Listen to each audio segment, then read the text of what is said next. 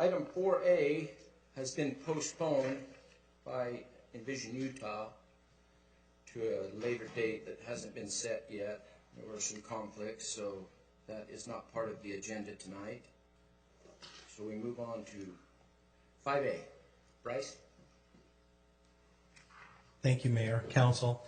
Just a couple of quick items. Tomorrow night, January 29th, at Station 53, the staff will be holding a sports league meeting update that we have every year to coordinate all of the sports leagues. Just wanted you to be aware of that. It'll be from 6 to 7 o'clock if anyone's interested in attending. Councilmember Stoker and I attended a meeting with the county, and I'll let him share the results of that. And it was a very productive meeting.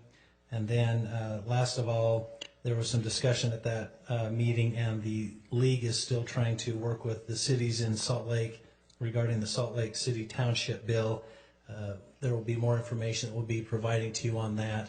We just want you to be aware that there's ongoing discussion, and we'll need direction from you as a council on how you want us to position our response, pro, con, against it, or neutral. So we'll be providing that and other legislation to you as the session gets ramped up and going. So please let us know if you have any questions about any legislative items.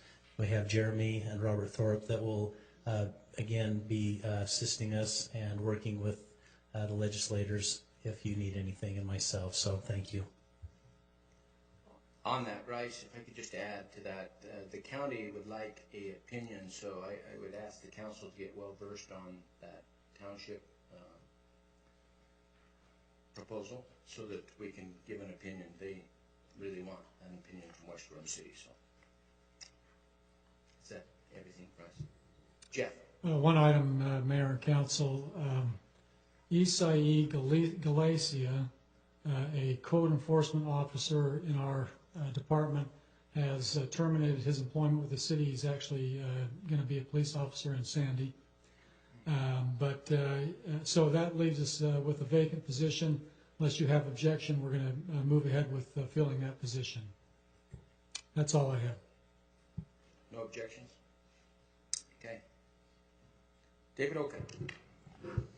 Mayor and Council, I had the opportunity to spend some time with Foursquare to talk about what's going on up at Jordan Landing. The Cafe Rio and Habit Hamburger establishment are coming along fine. They will be there as soon as the construction is done. Had a chance to get an update on any other hot markets out in the valley, and right now there's a pretty good demand, pent-up demand for office space. So we'll be meeting with Coldwell Banker on Monday to try and ferret that out and see if we can get some office development here in West Jordan. That's my report. Thank you. Tom? I have a couple of things to cover for you, Mayor and Council. In personnel, as you know, Christy Kuhn has now gone up and is now working in the administration area for the Mayor and the Council. As a result, Karen Hill has stepped up to full-time service in the building division. We changed it from a job share to a full-time position, and Karen Hill is fulfilling that role. The second item is the school district. With the Jordan School District, Bryce and I met with them last week. We discussed an update of the City Center project with the board in a study session.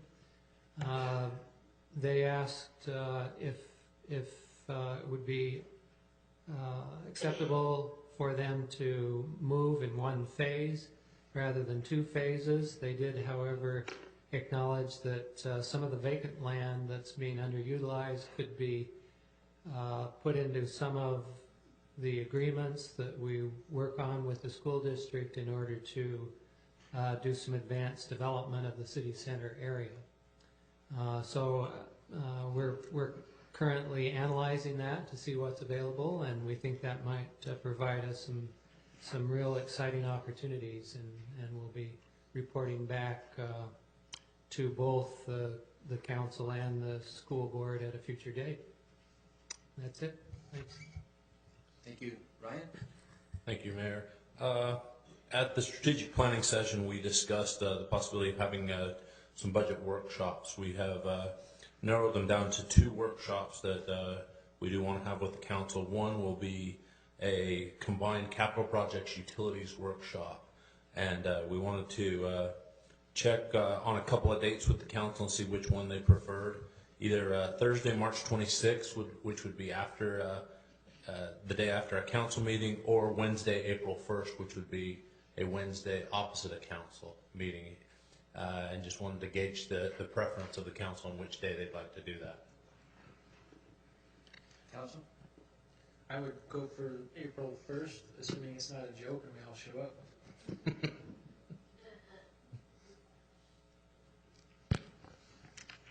Councilmember McConaughey? Thank you, Mayor. My personal preference is to try and do it as close to the council meeting as possible, not on the off weeks. My travel schedule doesn't always allow for me to be present on the off weeks, so.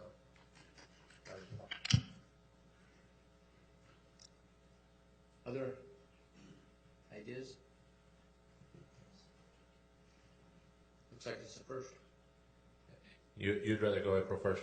That is an off council week, so Councilmember McConaughey would not be We able only to. have one that is opposed. Well, if it works for Councilmember McConaughey, I prefer we could do that. If we can get all 7 of us, this has a pretty big impact citywide. I will not be there on the 26th. So we're gonna miss one of them. Those are the only options we have, huh? Okay, we'll do April 1st on that one. And then an overall budget workshop. We are looking at 2 off-council Wednesday dates, which would be April 29th and May 6th. Is there a preference on those dates?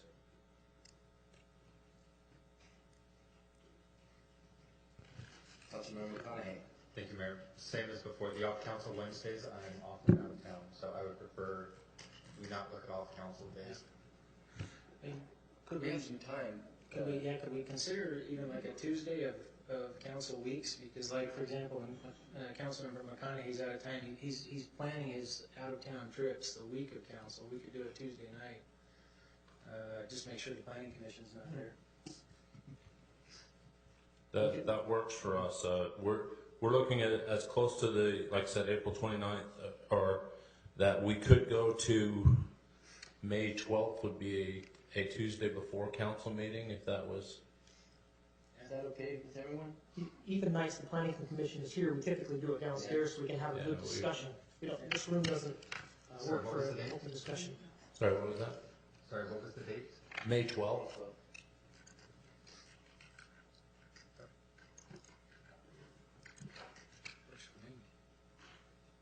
You okay, Chris, or you can't?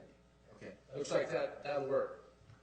Okay. Let's- All right, so we will plan on having the capital projects and utilities workshop on April 1st and the general budget workshop or overall budget workshop on May 12th. Let's put those on your calendar. Thank you. In the same vein, can the first one work on that off weekend on a Tuesday? If it works one week, let's do it again, that way we can get all 7 of us. We could do April 7th, which would, because the 8th would be the council meeting, so we'd come back the 7th, if Yeah. that's preferable to council. Yeah, I'm gonna. Let's do that then. Okay, April 7th then. Thank you. Thank you. Tim? Thank you, Mayor.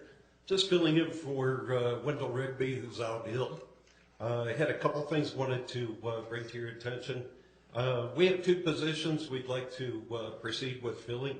They are the utility superintendent. That position resigned for personal reasons. And also a water construction tech 2, which is vacant due to a promotion. And as mentioned, we'd like to proceed unless you have any objection. Go ahead. Okay, thanks. The other thing I'd like to bring up just as a reminder is, you know, we have the quarterly e-waste and shred events for employees and residents. Our next event is February 7th. It's going to be outside of City Hall here, right in the parking lot. It's a Saturday. It's from 10 a.m. till noon. That's all I have. Thank you. Reed? Thank you, Mayor. I'm filling in for the chief tonight, and he did not have anything he wanted me to put along to you. Chief Diamond. Thank you, Mayor and Council. Just want to let you know that Susie Briscoe, who has been a longtime employee with us, she's our records supervisor, has announced her retirement. And then, unless there's some objection from the council, we plan to fill that vacancy immediately. Okay. Councilmember Stoker. Thank you, Mayor. Just to kind of follow up on what Bryce mentioned, the two of us attended a meeting over at the county offices this afternoon. This goes back several months where we had voiced some citizen concerns about their ability to schedule the Veridian Center. And we met with the county. Councilor Newton was there as well as one of our staff members. Several other county officials were there, including Christine Albert, who's appeared before us. And we were able to discuss several different issues with regards to the use policy at the Veridian Center. We discussed some of the frustrations that some of our citizens have had with regards to being able to schedule the facility and how many days they can schedule it for. We also discussed several other items of interest where we can cooperate with the county. It was a very productive meeting. I felt that they were very receptive to what we were saying and came away with several items where we can mutually improve upon communication, collaboration. Councilmember Southworth. Well, thank you, Mayor. I have three quick items here tonight. The first two are just about our community. As we look on our agenda tonight under consent item O, we have an item regarding the Ron Wood Park. And I wanted to point out that the Cal Ripken League has purchased the last scoreboard to go in there. And if you go out to that facility, you'll notice these beautiful, nice scoreboards that turn this complex into just a beautiful place that people from all around look and say, boy, I wish I could play there. And they haven't done that with anything other than the funds that they've raised and donated to do that. And I think that's just a prime example of citizens in the community doing something to make their community better. And that's just one example of the many things they've done out there. You can see all kinds of improvements. And it's the opposite of an entitlement mentality that we see displayed there. And I want to thank them for what they've done. They've worked so hard to make that a great place in our city. The second item is, I wanted to point out, I came across a little magazine called Utah Stories. And what caught my eye is I saw on the cover, it says the Grass Revolution. And I thought, Grass Revolution, what's that all about? And I opened this up, and it happens to be about a business here in West Jordan. It is the Bowler Farm out near 5600 West. And the title under here says, The Last Beef Rancher in Salt Lake County Drives the Grass-Fed Beef Revolution. And I thought, well, how cool is that? The last beef rancher in Salt Lake County happens to be in West Jordan. And I just wanted to point that out. It's kind of a neat thing to think about. Our rural heritage, it's part of what we have in our community, and it's just a neat thing to see that's full-time income. This is what these people do, and it's just a neat thing. The last item I have has to do with council policy rules and procedures, and I will hold off till the end of the meeting to discuss it. Thank you. Councilmember Nichols. Thank you, Mayor. Nothing tonight. Councilmember Hagan. Excuse me, thanks, Mayor. Just to bring to awareness to the council, and I've talked to our interim city manager about this. I'm the liaison with the youth committee, and we're in a situation where, the quality of our productions of our committee have skyrocketed, and that comes with two problems that we face as far as a budget, and that is, they performed Tarzan during the fall and actually made money. We have a revenue increase from one of our committees that we fund, and that was $7,000. And they're proposing again another really nice production, which is Willy Wonka, and we're finding that the budgeted money that we allocated from the city and the revenue that they generated, they can't take. So we're in a shortfall, and we're projecting that we're going to make $5,000 to $9,000 on Willy Wonka. So what Bryce and I talked about, our city manager, is we need to do an amendment to the budget for $6,000. But this money will be basically paid back from the revenues from the performance. So, and just as a history thing, last year they were in a cash positive also. I mean, this committee actually is creating revenue, which is rare for something that we fund. So just a consideration. And Bryce, I don't know if you had any more, did I explain it? But you did very well, and as you and I spoke on the phone, we, in the budget, have estimated revenue. We have the projected expenditures. I don't have all the numbers at my availability that Councilmember Haga does, and so I explained to him that we could work together if the council is open to, on an upcoming budget amendment that Ryan is preparing for other things that have to be taken care of, bringing that to you for consideration. If it shows that the revenues exceeding the anticipated revenue, are you open to allowing them to apply that in a budget amendment towards other expenditures? Anyone opposed?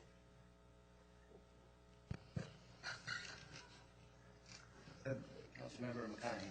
Thank you, Mayor. I'm not necessarily opposed, but I'd like to at least have it heard out as a business item, because I think that would set an interesting precedent, and other groups within the city that have similar functions would probably want to follow suit. And I'm not sure how much of their funding was already, when we allocate funding to the groups, at least historically, there's been some thought given to the amount of revenue that would come in to help offset that. So I want to make sure that we don't destroy that equilibrium. So I don't want to say I'm opposed to it. I'm definitely open to conversation about it, but I think we need to have that conversation rather than just something on the consent calendar with a whole bunch of other standard housekeeping items. It will be a public hearing. Public hearing. So we can put it on for the 11th? It's on. Well, that was, no, it was going to be on the 25th, but what we can do is, if the council gives us direction to prepare an agenda item, we will bring that data on the 11th, and you can review it, and then if everybody concurs, it can go on to the budget amendment for the 25th. Will that be okay, Councilmember Hagan? Okay. And one last thing, Mayor, if I can. You know, one of our active residents asked me to read this prayer, and she always usually gives this prayer in her address to us, but if I can have the privilege. Ladies and gentlemen, may we pause for a moment to reflect upon our common goal before we begin the business of this meeting. We are privileged to gather here together in a system that gives us freedom to participate in our governance. Whether from within or through the strength provided by our personal faith, we seek wisdom, understanding, fairness, and resolve in the fulfillment of our duties and in the pursuance of our goals. May our differences be respected and our common aspirations be promoting the public good by our guide in carrying out the task we are about to undertake. Thank you. Councilmember Hanson. Thank you, Mayor. I just wanted to talk a little bit about our Imagine West Jordan magazine. I received it last week. It's done very well. It has a lot of advertisement within it, some good articles.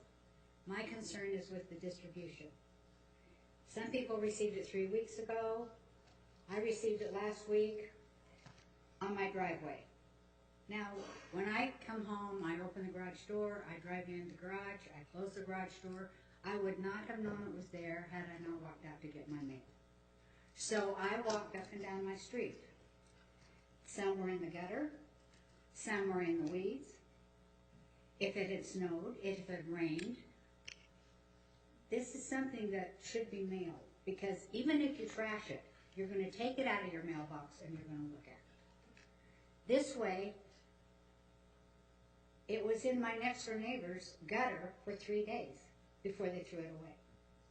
That's a waste of our money. It's a waste of the advertisement's money. and I think we should look at the way we're distributing this magazine, because I think it's incorrect.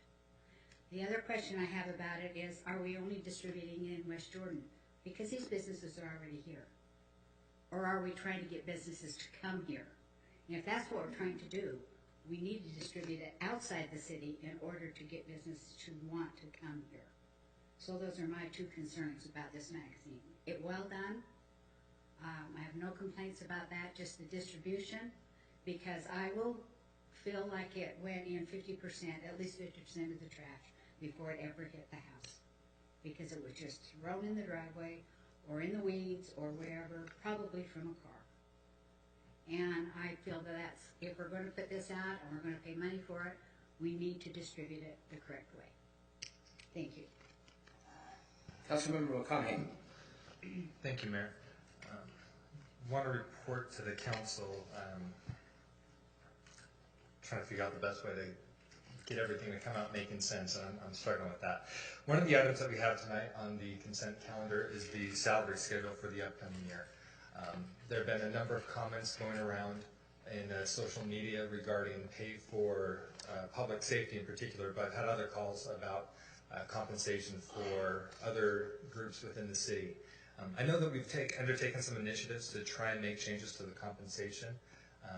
The salary schedule that we're going to be discussing is a good start, although there are some factors I don't agree with there. But that, as a whole, I agree with what we're doing. I know we're working on the career ladder, and especially after the comment that we've lost one of our code enforcement officers to another police department. I know there are a number of folks within the police department who have been going elsewhere. In fact, West Valley City shot out a tweet that said something along the lines of, we're now fully staffed, and we've been bringing those officers from neighboring cities. Wasn't thrilled with that. So I just want to underscore the importance of what efforts are already underway to work with the Career Ladder program, and just say that I'm anxiously waiting for the chance for council to take action on recommendations from staff. So that's my report. Thank you. I will have a couple other comments at the end of the meeting, like Councilmember Southworth, but I'll save them to the remark session at the end. Okay. Thank you. I would just encourage, as my comments, the council to track House Bill 25, House Bill 93, which is currently in committee as we speak, I believe, still. Senate Bill 62 and Senate Bill 58. And the staff will be bringing us others, but track those if you keep up to speed on those. They affect many of the things we do.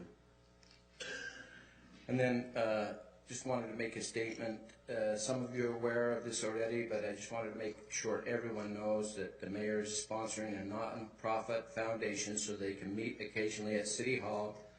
It's called Joyful Welcome. It helps newborn infants in need.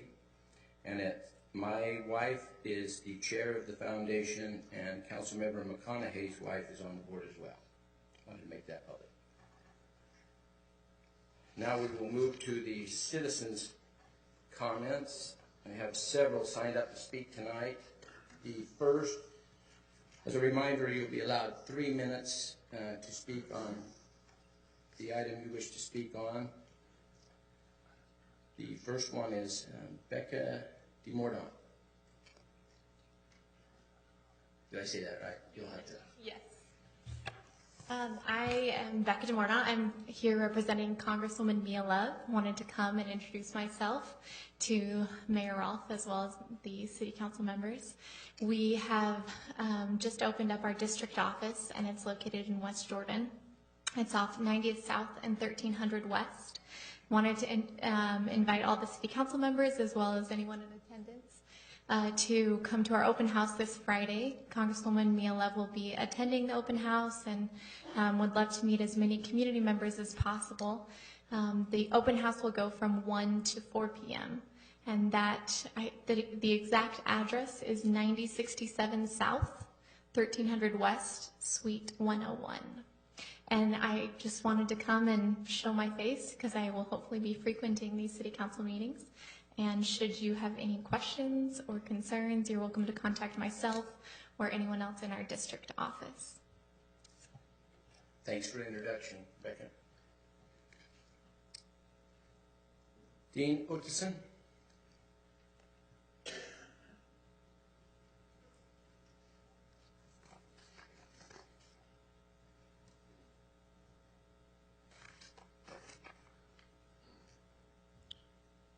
Ladies and gentlemen, I'm Dean Ottesen. I live in between 6200 South and 70th South off of Dixie Drive, which is about 3655 West. We have a lot of troubles in our neighborhood with people driving up and down my street. Speed limit's 25 miles an hour. About a month ago, I had my fence and a tree and a few things taken out with a vehicle doing 70 miles an hour. This is getting to be a frequent thing, at least once a year. I have animals. People in my neighborhood have kids and dogs. I've 3 or 4 times since I've lived there for 25 years, I've taken dogs home to people that got hit by cars because they're going too fast. We would like to see if there's any possible way to get some speed bumps along that road. I don't see near the law enforcement that I used to see in the 25 years I've been there. Businesses are getting graffitied. Last night we had a smoke shop down the street from us get robbed. I used to see cops parked in the parking lots in back of Reams. I used to see it all the time. It used to be a lot nicer place to live. We kind of live in people have been moving out because of that, so we're into the broken window syndrome where we get a lot of renters and people not taking care of their place. I'd like to see maybe if there's any way we could get the neighborhood cleaned up, you know. More than anything, I'd like to see some speed bumps if we could, by chance, get it put in. We've taken a lot of pride in what we do in our yards and our houses, and it's a mess lately. At least once every 6 months or once a year, something's getting taken out. I'm fixing my fence once a year, or trees getting taken out. So whatever we could do, what do we need to do to get something like that happen?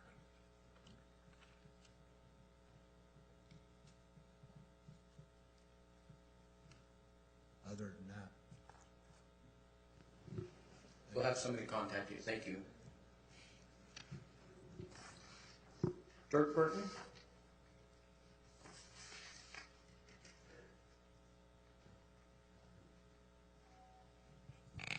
Hello, my name is Dirk Burton. After Craig Deering was dismissed from the Chamber of Commerce, I called the Chamber office and I posted on the internet how disappointed I am with the Executive Committee for doing this. Some of our City Council members suggested I don't know the history behind this decision. When I read that, I thought, what a great idea. Let's get the history about West Jordan Chamber of Commerce so we can know what the Chamber really has done for us under Craig's direction. Now, I've been a member of the Chamber of Commerce for about 17 years. I've served on the board and various committees, but admittedly, I don't know everything about the Chamber, and I certainly don't understand the wisdom in letting Craig leave the Chamber. Please let me share part of what I know about the history of West Jordan Chamber of Commerce, which was under the direction of Craig Deering for over 29 years. The Chamber is like a three-legged stool. You've got government, business, and citizens. Our Chamber has served these three areas with balance. As a result of recent changes the Chamber has undertaken, the stool has lost its balance. Some of the highlights our Chamber was involved in as a balanced Chamber under Craig's direction are getting our city offices, served as the economic arm of the city, assisted businesses, created the Road Capital Improvement Fund, curbing the streamlined sales tax, raising money and volunteers to help build our playground, Thank a Soldier program, the Healing Field for Child Abuse Awareness, Bowl-a-thon, Career Days, Reality Town, the 4th of July Party, rewriting our sign ordinance, neighbor-to-neighbor program, state chamber meetings, Western Growth Coalition, ribbon cuttings. Business relationships with chambers are very common. However, when you connect with a chamber leader, not only on a business level, but also on a personal level, it has, as is the case with the West Jordan Chamber of Commerce, you achieve this balance. Through these relationships with the West Jordan Chamber, business has sponsored and contributed significant amounts of funds to many projects in West Jordan. We have lost a leg of our stool. Our chamber needs a board that will bring balance back to our chamber. The chamber board came to you, our city council, for your opinion and listened to you before they made this change. I am counting on them listening to you again. West Jordan needs a strong, vibrant chamber, as we have become accustomed to. They may have had good reasons to let Craig go. I don't know. They won't tell me. When I met with them, they gave me a little here and a little there, but compared with the accomplishments that Craig has behind him, these little bits, they've told me, are petty. They don't even have the minutes of the meeting when they voted to dismiss Craig. With Craig gone, we have lost balance in our chamber. Let's now move forward. We need a new board that will help the chamber regain and keep balance. Will you help us find people to be on the chamber board? As a city council, you have contacts with local businesses, with people who may be well suited to sit on the chamber board of directors. We don't want the chamber to get weaker. We don't want to be an ordinary chamber like in other cities. We want a strong, balanced chamber for the West Jordan. We need to act now. Will you help us? Was that good timing or what? Perfect timing. Thank you. Thank you. Please no. Steve Jonas?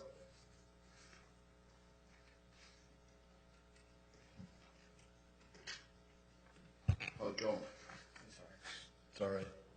I know who you're talking about. My name is Steve Jones, 3234 West, 6920 South. This morning I went and looked to see what the agenda was for tonight. And I've been here enough that you're probably starting to recognize my face. But I am getting a little sensitive. Maybe that comes with old age, I don't know. But after reading through some of the items, and maybe it's just because I don't have enough information with what was presented in the agenda, but to say it locked me up was probably an understatement. So the first item I want to talk about is under the consenting items 1501. As far as I'm concerned, it ought to be rejected. When my street gets done being flooded, then somebody else can wait their 30 years to get their street unflooded. That's $1.1 million out of that stormwater budget that I see going to take care of something else when we should have been first on the list. So I'm asking you to disapprove that. The other thing I'd like to talk about is item 9G. I understand that through time we have to have increases. But when I look at the PDF that was presented, I'll tell you what really I focused on was the best thing you could come up with was comparing us to other cities. Personally, I don't give a diddly darn what other cities charge. What I care about as a citizen is what I get charged and what I get benefits of those charges. For me, I don't care that Sandy charges $6 whatever. It means nothing. You're not in a business. You are in a leadership role of running this city. I should be being taxed for things that are needed. What I expect to see in those PDFs is what am I going to get bang for my dollar, not something that's arbitrary as far as I'm concerned. In one breath, I look and see that you take $1.1 million for a 30-year-old problem and you take it and stuff it over here, and yet, and then you come up to me and say, I need more money from you. I've been waiting 30 years. I've paid my dues, I've paid my taxes. I don't expect an increase if I'm not getting things fixed. And I know that sounds kind of odd, but you better give me a list and tell me what I'm getting for this whatever rate that you're going to jack this up. I know you're going to do it. It's just inevitable. I want to know what I'm getting for those dollars so that I can look at it as a citizen and try to understand rather than have something that's meaningless. Thanks. Thank you. Did you have a comment? Yes, thank you, Mayor. I know this is out of place because this is the time for the citizens to make comments and for us to listen, not necessarily for us to respond. But since Mr. Jones has been here so frequently, his face is so familiar, I wanted to take 2 seconds and quickly explain that I had actually specifically asked them to include additional information comparing us to other cities. So it was for me that was put in there. So hopefully you don't take offense because of my request. And the other thing I would point out that hopefully this wasn't missed, but item J on the agenda is also to approve under consent items, resolution 15-11. is to authorize the mayor to approve design for utilities that need to be redesigned on 70 South between Constitution Park and the Jordan River. So there are some things that are taking place tonight that do directly address that issue. So I just want to make sure that that wasn't overlooked. Thank you for the point of privilege to make that comment. Nueva Esperanza Church.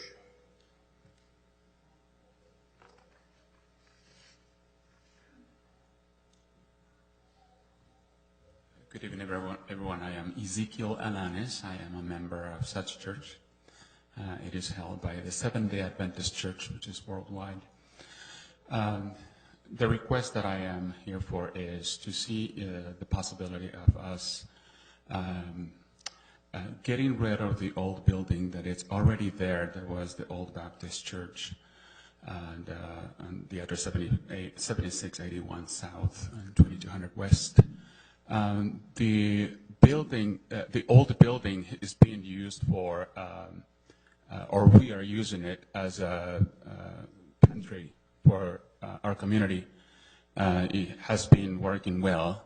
However, the building that we are being reunited right now, it's a project that perhaps you might be aware of.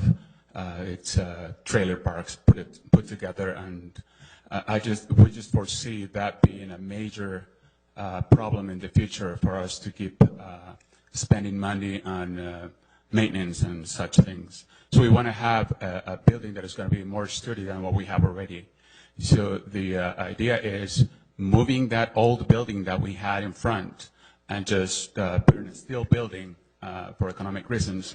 Or if that is not approved, then we'll see the possibilities of creating an entirely new building.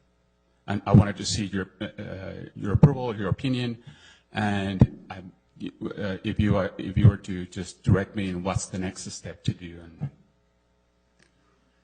could you please come in and see our building department on the second floor? And if you'll see our building department, I think we can.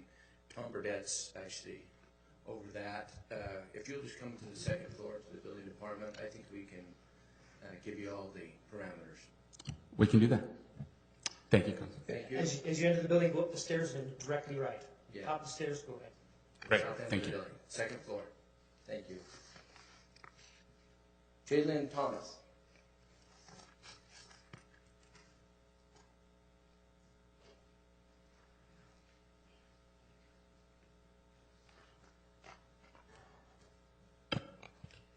Jalen Thomas, 1348 West Barton Hollow Drive. Tonight I want to address you on observations and interactions that I've had with city council members over the past year. You should be following the council rules, policies, and procedures as elected officials. First, I want to comment about a council member's comment at city's retreat, which stated that another council member suggested that I submit a grandma request. This is not the case, and I have never been anyone's minion or puppet, and I never will be. In addition to your comments, you said that it would cost me a lot of money. I will not be intimidated or bullied either. However, this statement does not come as a surprise based on your sexist comment on September 2, 2014, and how you stated more women come out to vote if a woman, or we think that there is a woman on the ballot. The 2 male and the 1 female neighbor that I have agreed with you. However, if they caught the insult, they did not want to disagree with you since they did not want to rock the boat with you. What does that say about your friend on the city council? The additional observations have been council members bullying and making fun of fellow council members and citizens or talking negatively about them. Some of the city council acts as if they are in a junior high clique and gangs up on some of the others. The woman from the Arts Council talked about the lack of confidence in our elected officials based on their decisions, but this includes your behavior too. Thank you. That's all that have signed up to speak tonight. The floor is now open for those that would like. Please come forward, state your name and address, and you have 3 minutes. My name's Jody Uri. I live at 3889 West Sumter Drive in Dixie Valley. I've lived in West Jordan for 29 years. I've been a supporting member of this community. My car club has supported fundraisers for your canine and children's justice. I'm disappointed to hear that we are losing veteran officers to other agencies due to pay. I know our taxes have been raised for police and fire. These funds really need to be allocated to these areas. I believe there is a misperception in City Council's part that there is not a problem here. Well, maybe in your neighborhoods there isn't, but in ours there is. I have witnessed on more than one occasion drug deals on my corner, as well as in Reams parking lot. When I call, I'm asked, how do I know that's what they are doing? Well, I did not fall off the truck yesterday. When we walk our dogs, we see used condoms all over. I have personally broke up sex acts on my corner at 5 in the afternoon. We have kids playing all around. This is ridiculous and disgusting. I have vines down the side of my house. I have went out in the middle of the night, Rottweiler in hand, and chased the party off my corner. Speaking of Rottweilers, I keep my dogs confined. However, we have a serious running at large problem. When I call, I'm asked if the dog is aggressive. Not sure I want to find out, and can't get anyone to come out. When the call came into your department about Rottweilers loose, my street was filled with animal control and police. No, and it was not my dogs loose. I breed champion Rottweilers. When my females are in heat, the best of male dogs become aggressive. People cannot even walk their dogs without dogs coming out at them. This is a problem. The graffiti is out of control. It is not cleaned up, it's ugly, and brings down the neighborhood values. It looks like the Autobahn on many streets in my neighborhood. So why do we not have speed bumps? The new part of the neighborhood does. This is dangerous, as well as we are sick of fixing our fences that get crashed through. We finally have business in our shopping complex at 6200 South and Dixie Drive. How long will this last? With the strong-arm robberies that continue to happen, as recent as last night, as well as home invasion robberies, this is unacceptable. If we can see there are no officer presence, you can bet the criminal element can see it also. We need police presence back in our neighborhood. This helps deter a lot of problems. If our taxes were raised for this, the funds need to be allocated to it. Please quit talking about it and do it sooner, not later. Do we really want residents doing vigilante justice? That is what it's coming to. We are fed up. For the most part, my experiences are good in this city, but I promise you, I have policed my street more than the police. If the problems continue and I am forced to move, it will not be in West Jordan. Can we please fix the problems now, be proactive rather than reactive, do this for our officers' safeties and our safety? I do not want to attend my cousin's funeral because she did not have the backup she deserves and needs. Thank you for your time and consideration in this matter. Thank you. Anyone else?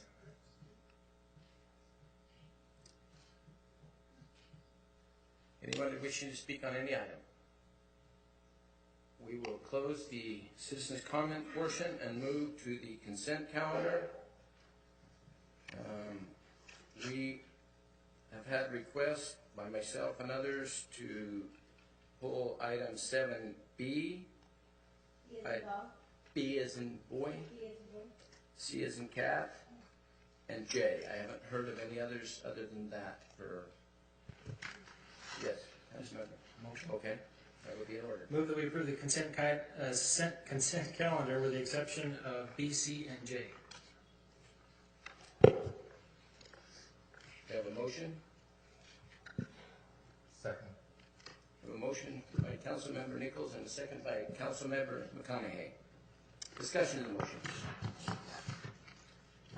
Seeing none? Oh, you have a comment on your second. Yeah, the only comment that I would add is echoing what Councilmember Southworth said at the beginning of the meeting regarding item O, the installation of the scoreboard.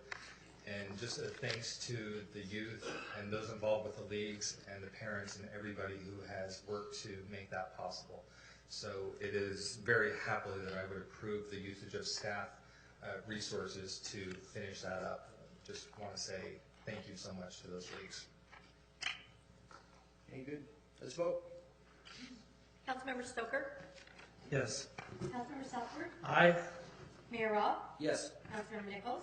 Yes. Councilmember Hanson? Yes. Councilmember Haga? Councilmember McConaughey? Aye. Vote passes 7 in favor.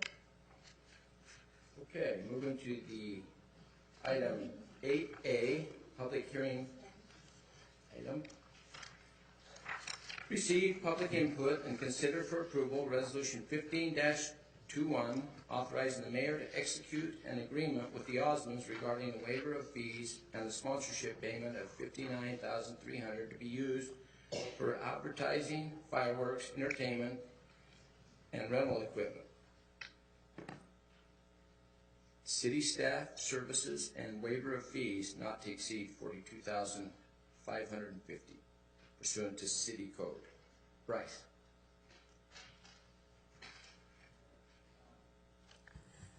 I don't have any comments leading up to this action. Are there any questions of the council? Councilmember Southworth. Sorry, thank you. I do have a question related to the amounts. And I apologize, I didn't get a hold of, wasn't able to get a hold of Julie earlier. There's a listing, there's an amount on there for $59,000 and change, I believe. $59,300. Is that an expenditure by the city? I was confused whether the Olive Osmond Hearing Fund was expending that $59,300 and the city had $42,500 how did that breakdown work? The $59,300 was the cash donation to cover fireworks and other support entertainment. Okay, and the other amount was in service, staff support. Correct. Okay, that's all I couldn't tell from the report, so thank you. That's all I have, thank you, Mayor. Other questions? Seeing none, we will now open the public hearing portion. Anyone that wishes to speak on item 8A, now would be the time for 3 minutes.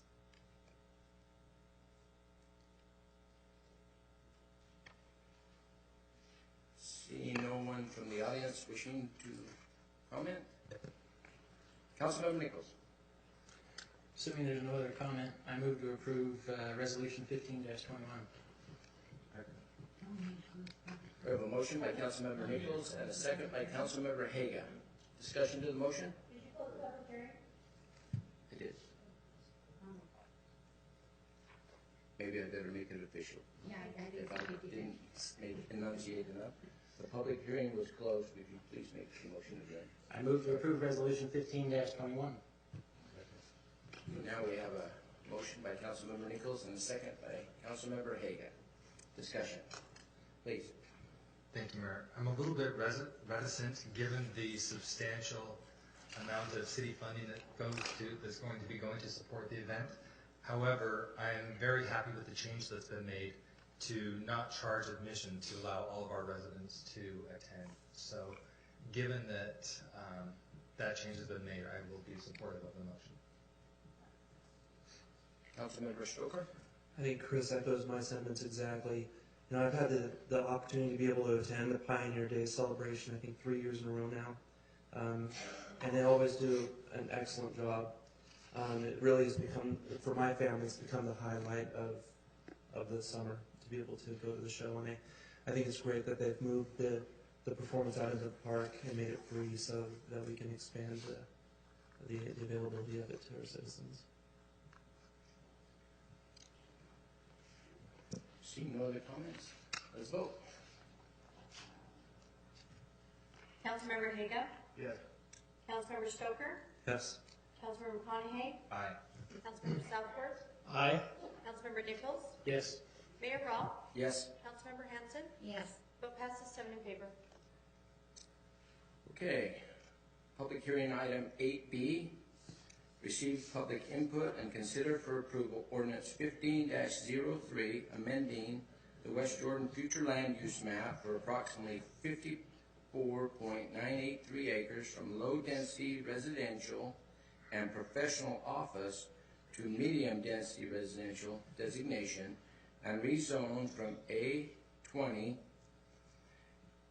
agriculture 20-acre minimum lots to R18C, single-family residential, 8,000 square foot minimum lots zone, located at approximately 8200 South and 7101 West. Tom Burnett. Thank you, Mayor, members of council. This request is a change to the city's future land use map of the general plan, and also a concurrent application to rezone the property from A20 to R18C. With this type of legislative items to amend the planning documents, the general plan and the zoning map, for an R18, it is a standard zoning district, which we talk about as Euclidean zoning district, and that does not require a concept plan to be submitted. However, there is one in the staff report that has been tendered by the applicant. It's not binding on either the applicant or the city, so it's really for illustration purposes. Tonight, I think part of the discussion, there will be some discussion of home size, and that's identified by the ABCDE letter grade that comes after the R18. I'll turn the time over to Larry Gardner, our senior planner, who's been reviewing this on behalf of the city, and the applicant, Jake Satterfield, who is here tonight. Thank you, Mayor. Thank you.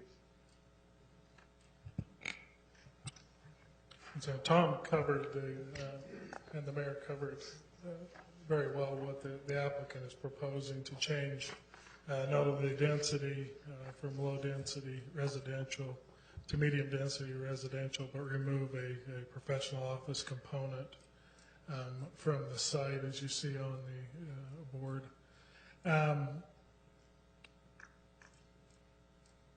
And so it'd be about 55 acres would be altered, and the zoning would be changed from agricultural, which the property's been used for since probably people settled in this area, to an R18C. Now the C designation on the zone change came specifically from the ordinance because R18 homes in the C category fit best on the R18 lots. However, the applicant does feel like he wants to build a larger home, and so I'll let him discuss what the letter or the size of home he wants to put on these lots. And then, as Tom said, this is just a concept plan, and actually this is probably the 3 concepts ago.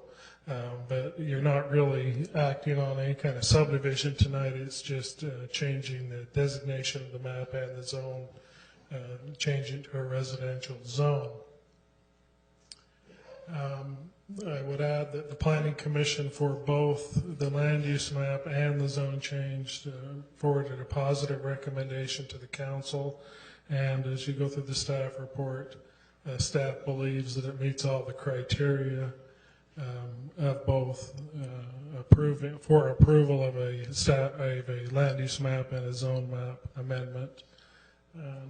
At this point, I don't have anything else to add. It's pretty straightforward for this 55 acres. And I'd like to, maybe the applicant could explain his home size, what he actually wants to construct, because that is his plan, to construct all single family housing. So.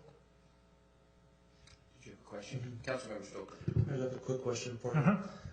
In looking at the surrounding developments, we've got the Sycamores that's just north of it in a PC zone, and then we have R18 that's located just to the east of it, and I believe that's R18C as well.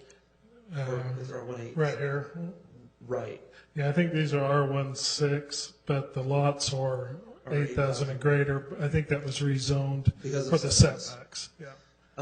With the Sycamore neighborhood that's right north of it, where that's a PC zone, do you know the one that's immediately north of the project? Yes, that one. These are 7,000, correct, Bryce? I think it's in this neighborhood about Yeah, so they'd be a little bit smaller than what an R18 is. It's a little smaller. I think they're about 7,000. So. That was part of the Jordan Hills Villages, and this was the 7,000 square foot component. And these to the north, some of them are up to 1.5 acre, half acre lots. So these are larger lots as you get closer to the mountains. So. Thank you. I do have a question. Councilmember Southworth. Thank you. That neighborhood to the north is a great example of what we do never want to repeat again in the city, but let's move on to this one here. The C-size home, you say it's possible that you could maybe go a D-size in some of these lots. 8,000, the average was, I don't know what the average was, but it was a little over lower than 8, correct? It was a little over 9 on the one concept. So, right. Yeah. So the smallest with the setbacks is what? Could a D-size home fit in this? Yes. Mm-hmm. A D-size could possibly. Yeah, and if you go up to an E, then it really limits it to a 2-story structure, a split-level type structure. As the larger the house you get on these smaller lots, they have to become much taller and much bigger houses. Okay. So. Okay, thank you. And really, this house size chart really optimizes what the setbacks and the lot size is for the particular zone. So a C size, you can fit every type of house in there, from a rambler to a split entry type house. So. Okay, I guess we'll do it from the applicant. Jacob?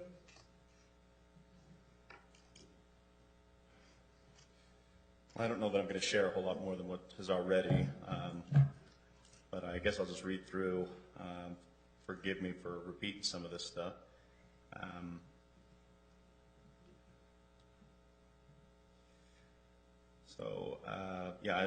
I think that the first thing to identify, we probably could get as far as some of the conversations that we've had, is to designate the home size even as far as an E. I think that allows for a 3,000 square foot on a 2-story, or excuse me, on a 2-floor, meaning a rambler. And we've got, I don't think that they've thrown this in. We've thrown some of those E-size homes on a layout for the lots, and they fit with those setbacks. So it's definitely possible to get as far as an E-size home, or D would be more than possible. Yeah. So the goal here for that subdivision, as I've had conversations, is to help it to be a nicer subdivision, help it to be able to not just be your starter type communities, something that people are out looking for to locate their families, not just start a family, right? So that, I think that's primarily some of the things as going through discussing the option of this being an R18 was to accommodate proper house size, and then also as we designed these layouts, which, like you said, these are some older layouts or conceptuals that you're seeing.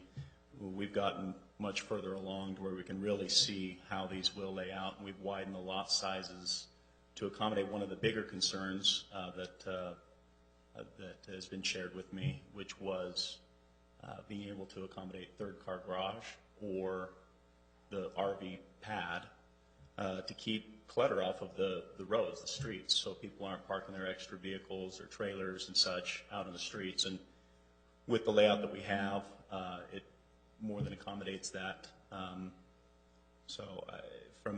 And with what's already out there, in fact, I think Sycamores, there's a section there that might even be a little bit tighter than what you're referring to is not ever doing it again. I think those might be as small as 6,000 square foot lots.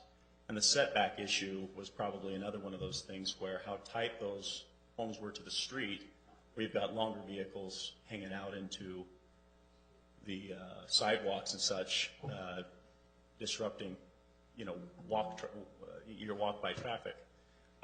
None of that would be the same issue with these. We'd be able to properly accommodate a long enough driveway along with this so that your vehicles, even if you are parking on the driveway, are not hanging out into the sidewalks and such. So I think that for the most part addresses, other than the fact that a good majority, other than when you go out a little bit further west, that there are some larger size lots out that direction, but much of what you see around there in the surrounding neighborhoods are this size of a lot already. And keep in mind that this is also what is in high demand because of, from a cost standpoint, for your future residents and buyers of the homes in these subdivisions, is trying to keep the home price at a certain level where people are willing to drive out to 7,000 West. And so as much as we'd all love to be able to have larger size lots, some don't want a larger size lot, but as much as we'd like to be able to offer a large size lot at a low price, the numbers just don't work. And so from a demand standpoint, and what the future buyers are, they've already shown that with what the builders have been putting out there, and this is really following suit. Other than that, I think that covered it. Councilmember Haga? Yeah, I met Jake before he bought the property, and I guess it was a vision. And now I guess we're coming to the fruition of zoning and everything. And in our discussion, again, I was understanding that, and the mayor mainly educated, I think you and I that day, that an R1E, or 8,000 8E, yeah. would be and we talked about one of the issues in West Jordan where, you know, we're one of the cities that use recreation vehicles more than any other city in the valley, or the state. And so having that extra space for parking and that, I think, is necessary. So I hope with staff we can work that out. Yeah, and that's been something that we've addressed from an engineering standpoint from the very get-go to make sure that the widths are accommodating, and also we're not infringing on any of the setbacks. So I think that we're on point. Councilmember Southwood.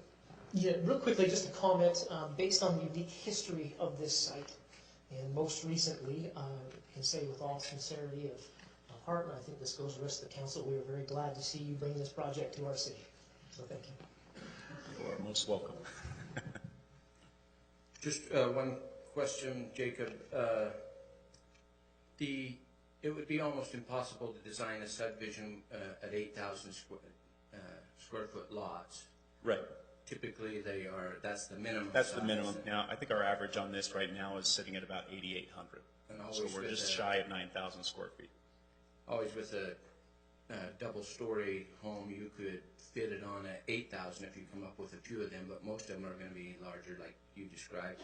I just wanted your opinion on if the home size was upgraded to an E, would you be opposed to that? No, I think that, I probably would want to get a few more layouts from the potential builders that would be working in here and making sure that their layouts will work with that.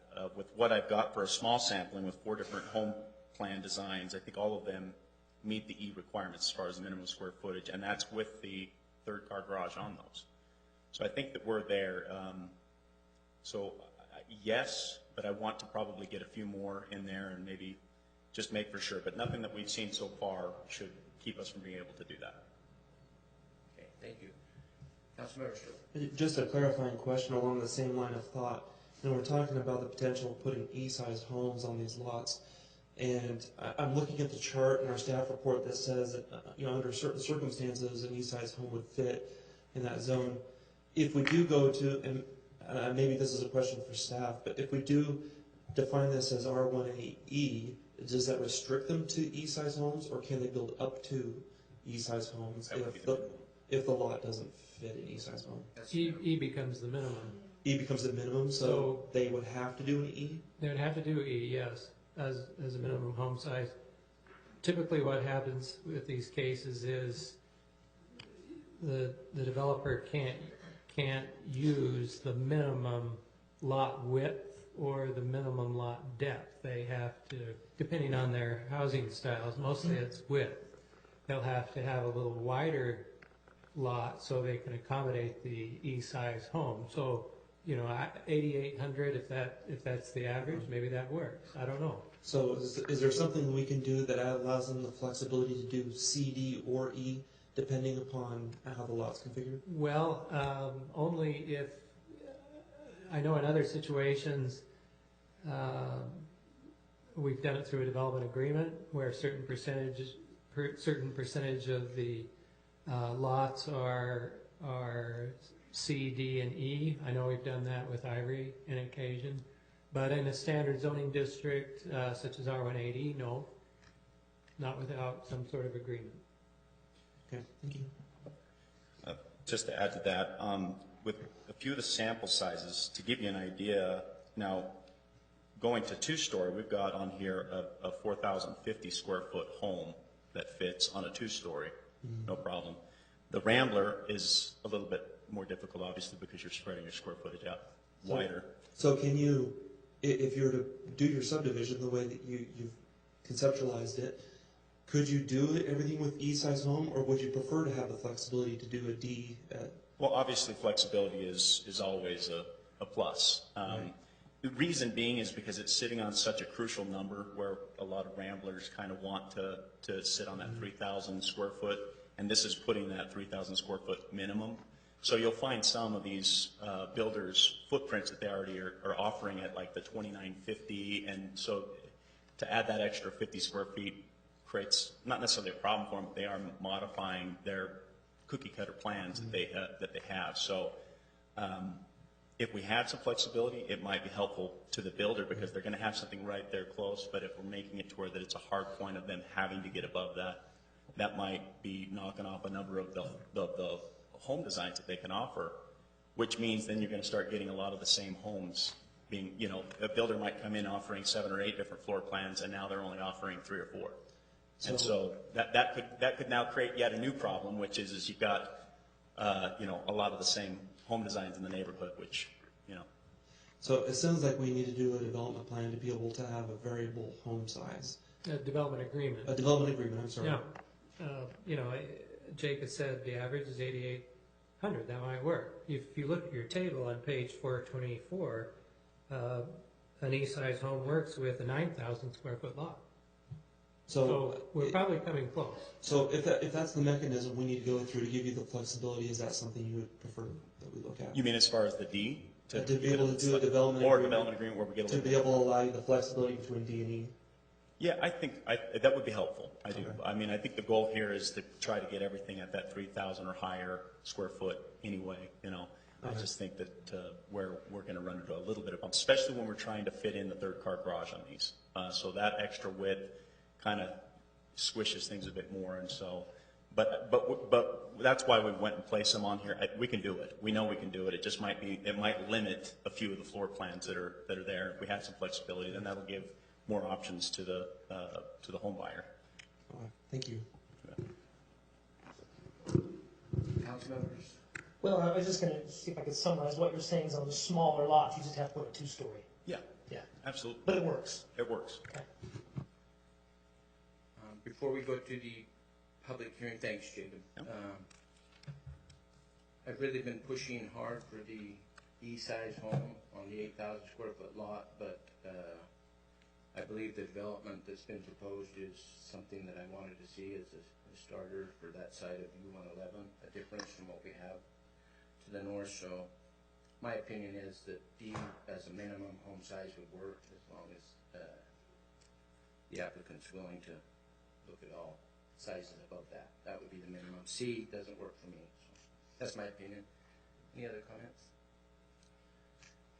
We will now open the public hearing portion of this item. Please come forward, state your name, Jim, and address, please. Jim Bird, Woodworth Road, West Jordan, Utah. I have a couple of questions and concerns, I guess, that have come to my mind as I've been sitting here listening to this with the limited information that the public's been disseminated with. I find it interesting, Mayor, that less than an hour ago we had David, and I'm not going to try to pronounce your last name, sir, because I don't want to mess it up that bad. Okay. But he indicated to us in his report that there wasn't sufficient office space in the city of West Jordan. And he said, we're trying to solve that problem. Then I come here and I look at this and I think, well, this is interesting. There's not sufficient office space in the city of West Jordan. Professional businesses are leaving the city because they don't have a place to open an office. And now we're taking this off the master plan, this place where we're going to have professional offices. And in fact, we're taking the low density and changing it from low density to medium density and getting rid of the office space. This is a part of town that I heretofore represented in the House of Representatives. And we strive to try to get some economic development out there, and how excited we were when Smith's opened up on 5600 West and 7800 South.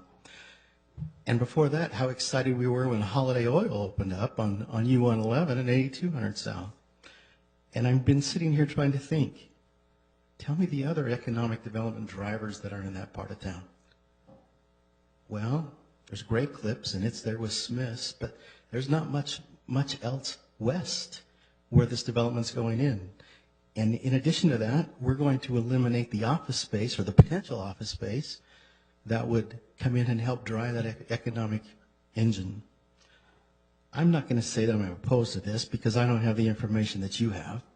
I'm just going to say, isn't it odd that your staff would say we don't have enough office space, and now as a council, you're trying to eliminate more? Thank you. Thank you. Anyone else wishing to speak on this public hearing item? Please. I wasn't going to, but I decided I'd get my penny's worth. We have plans that we put in our system, master plans, and it's funny, over the umpteen months that I've been coming to these city council meetings, all I've heard is, I want to change to higher density. I want to change to higher density. And I'm starting to wonder, I know it's an economic reason for the builders, but I'm sorry, I don't want to live in West Jordan if all I'm going to be surrounded by is high density. I have a small home, and my lot's 100 by 100, and I consider that small. And now you're talking about putting 3,000 square foot homes on 8,000 square feet of property and not expect to have stuff hanging out in the street. I find that just hard to believe that we would allow that.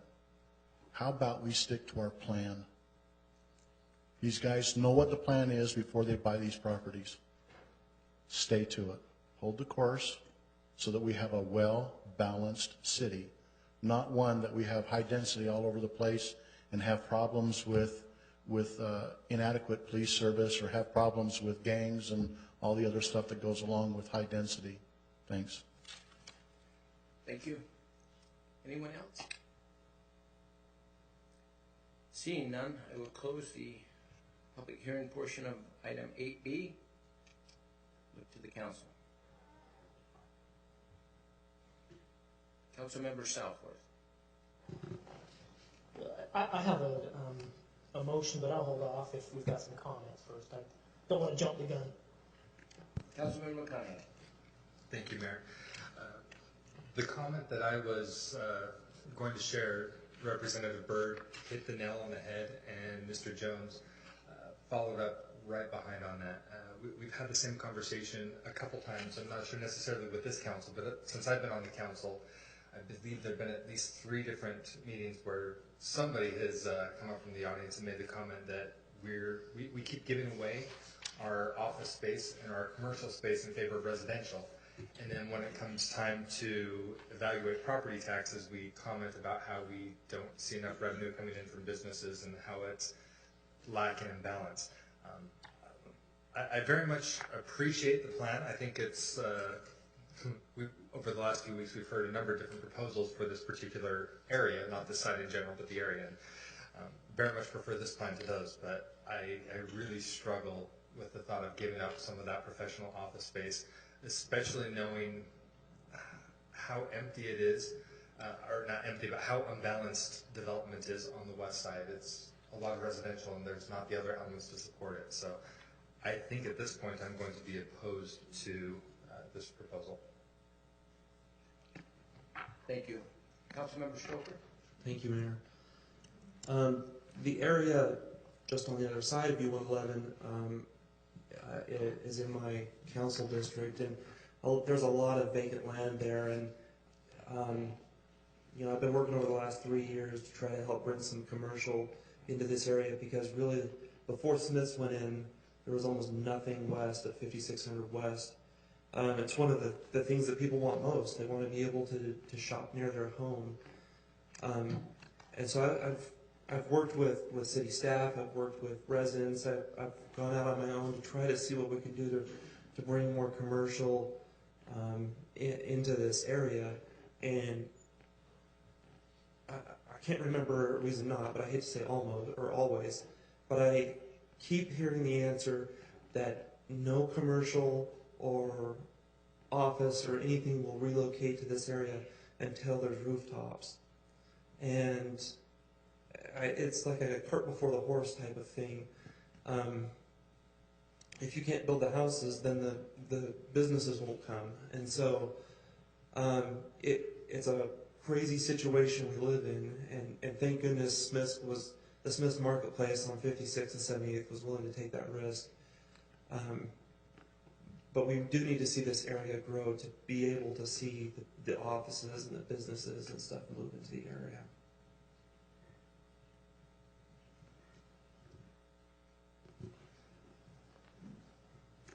Councilmember Southworth. Thank you, Mayor. I'm ready to make a motion in light of the information that we've received and the comments made, and testimony from the applicant stating that an E-size home will fit on these here. And in a desire, I agree with the mayor, and to challenge the builders to think outside the box of what they have seen in this area, to utilize the west bench of this valley to put in some very nice homes. I would move that we approve ordinance 15-03 as presented, with the one change that we rezone from the A20 to R18E.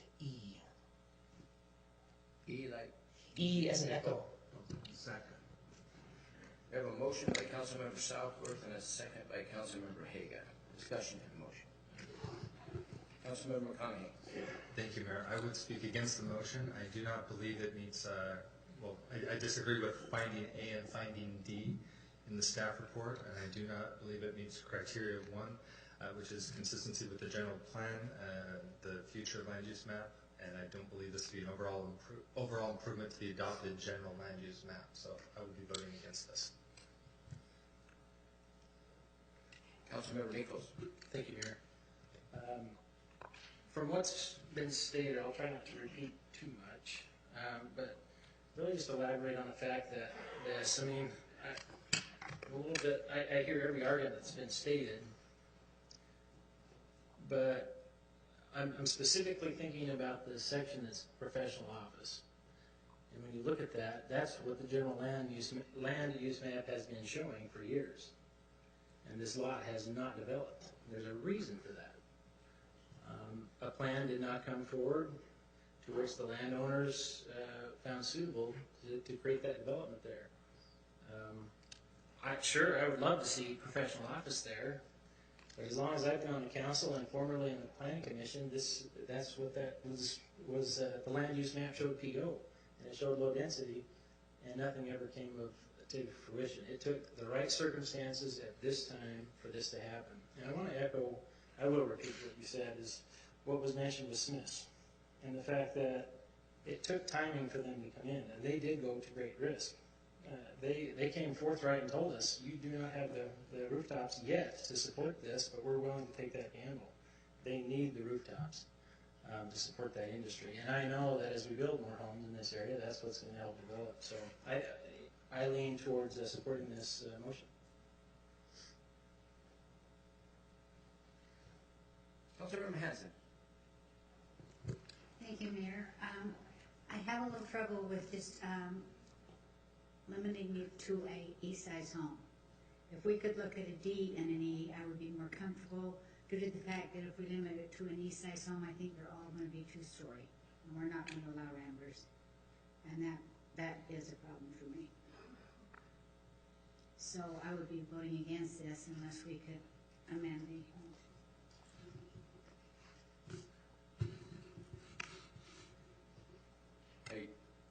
Go ahead. I would say, I can't remember if our council rules can ask a direct question, but to Councilwoman Hanson, that I believe that's only in the small instance that the lot size pushes that 8,000 square feet. In that instance, are you okay with the two-story, or would you rather have the D?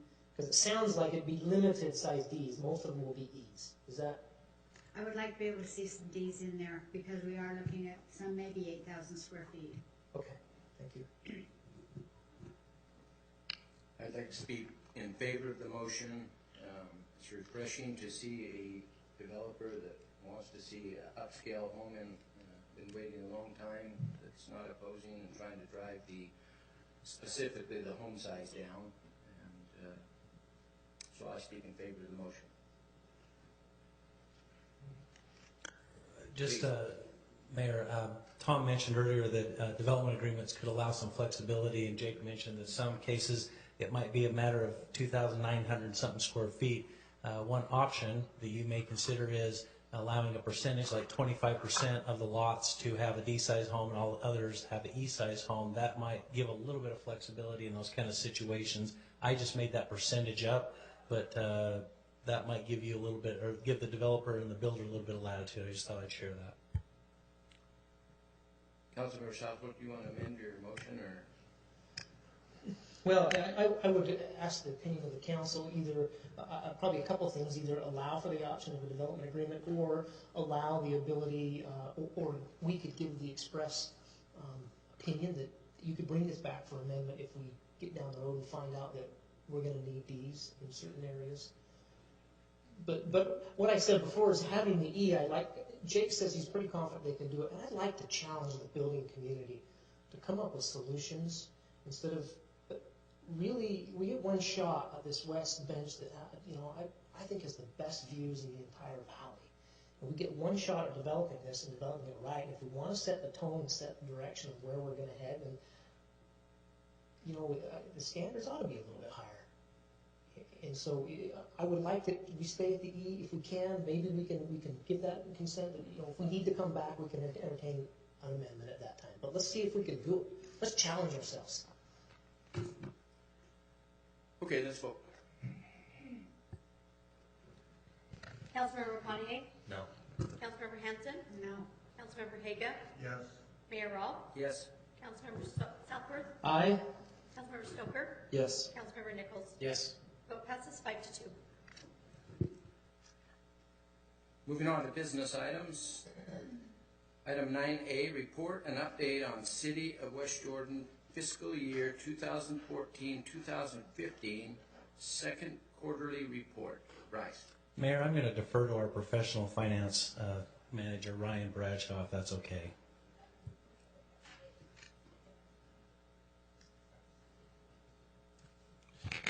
Thank you, Mayor and Council. Don't really have anything as far as presentation. I know you've gotten this, and this is the second time we've done this quarterly report. So we did add a column on the one sheet for percentage of budget to forecast. Hopefully that is helpful, and we'll be adding that to the remainder of it as we go along. But I'm open to any questions that you may have. Questions from council? By the way, I think it's fabulous. I think it's wonderful to see that. So. Thank you. Any questions? All right. I don't see any. Thank you. Thanks for that report.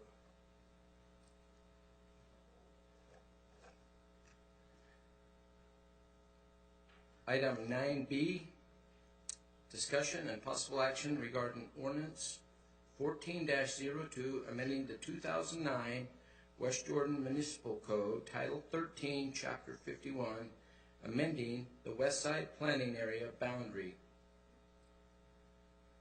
Peterson Development applicant, Tom. Mayor and Council, this request was on the last city council meeting and planning commission, and the staff recommend approval. An email has been added to the staff report. Not sure how that happened, but there is an email from Barrett Peterson in the staff report that reflects some additional information. Hopefully that answers the council's questions. We're happy to answer any questions that we can through the staff with Larry and Greg, and do what we can. Questions from council?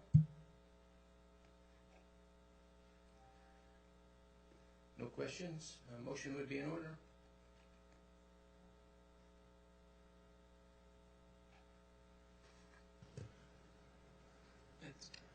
Councilmember Nichols. Thank you, Mayor. Not necessarily a question, probably more a statement. Just kind of want to throw this out and let the council kind of talk about it real quickly, and that's just, in the last meeting, I stated publicly that I had some concerns with the West Side planning area, which I still do. There's a reason we left it. But there's also a reason why we included the Peterson development in the, basically grandfathered them in. They were involved in the original plans of it, and therefore we grandfathered them in. Some of the concerns I mentioned in the last meeting was with respect to expanding the West Side planning area. And I've had some second thought of that, which is what Peterson's really trying to do. And what that is to not just include other areas into it, but rather incorporate this development into their HOA, which is something I believe was stated in the last meeting, but it just didn't sink in. And at least in my thought process, to incorporate it into a homeowners association, to cover the fees, to incorporate the trail system into the existing or the planned trail system, I like that idea. And we don't have a lot of open space left in Salt Lake Valley, and predominantly it's here in West Jordan, and we need to really plan appropriately. And I think this, in this instance, this may very well be a good way to do that, to incorporate that into the plan so that the HOA can cover this. And in addition, they also mentioned the assessment area that could encompass this, but to me that's just extra. To me it's more important the HOA coverage. I tend to lean towards liking this idea. I just throw that out to the council for more comment. Councilmember McConaughey. Thank you, Mayor. I'm on the same page with Councilmember Nichols on some of those items. I like the idea of incorporating the area into an HOA and incorporating the trails into the existing systems that are out there. My question is that not possible to do without expanding the WSPA? I guess would that be a question for Tom?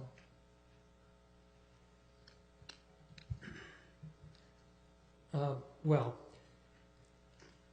if I read this email correctly, it doesn't propose to put it in an HOA. It proposed to put it in the assessment area.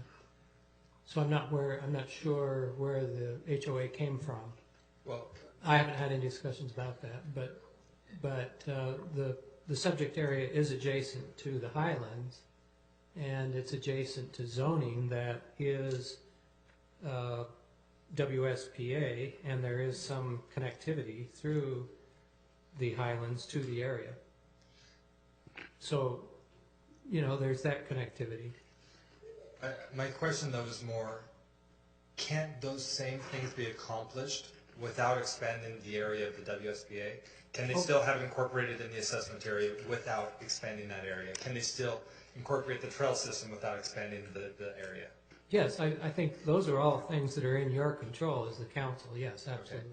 Okay. Thank you. My big concern with expanding this area and incorporating it into the old, now extinct WSPA is we introduce a very odd precedent that we revert back to something that's already been done away with. We could say that we're doing it because the adjoining property owner, well, they own the adjoining property and they want to make everything consistent, but then it looks like we're doing this to benefit one particular landowner, and you have to ask the question, if somebody else owned this particular parcel, would we make that same exception for them and let them go back to the WSPA? And I really don't think I could say that we would. because we've moved away from the WSPA, and it sounds like the same goals can be accomplished without reverting to this, I'm not in favor of going back to a system that we've already done away with. I think it opens up a bad precedent and could cause a world of problems for us in the future. So I'm leaning away from supporting this. Councilmember Stoker. Thank you, Mayor. There's pros and cons to going with the Euclidean zoning versus the performance-based zoning. There's a couple reasons why I like including this in the WSPA. One of them is the consistency in the look. My understanding is the applicant wants to bring this in under the umbrella of the Highlands, and that it would have a consistent look and feel with the other developments that are there in that area, and to kind of help square off the Highlands development as it is. The second issue why I like being able to make this adjustment to include this into the Highlands is, we can almost go back just to the item we just spoke about with the property just across U111, where we just had this discussion between D and E size homes and how sometimes that becomes a little too rigid. Trying to fit one house on, maybe you can't fit it in, but maybe you can if it's a 2-story house. The WSPA, for its flaws and benefits, does allow a little bit of flexibility in there for them to be able to work within the guidelines. And from my understanding of the staff report is that they want to maintain the same density as the neighborhood just next to them, but they want the flexibility to work with the land, work with the lot sizes, to be able to get the houses to fit without trying to say you have an 8,000 square foot house and this is the house you have to ram into it. The WSPA allows the flexibility in the design and through the design review process to be able to get them to come up with a design that they feel is comfortable with without trying to fit a peg in a hole.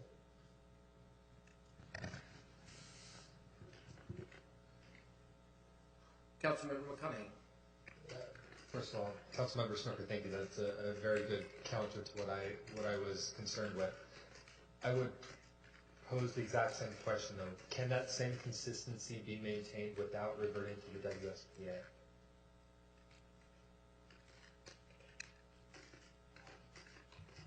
You have other tools, if I may, Mayor. Please. You have other tools for zoning than just the R18 or the WSPA. There's a PC. There's a PRD. We've got a lot of tools in our toolbox that we can use to do the same thing. Okay, beautiful. In that case, my response to Councilmember Stoker would be, I share those same concerns. I very much like the idea of the consistency, but I think I would rather look at using another one of those tools rather than going back to something we've done away with.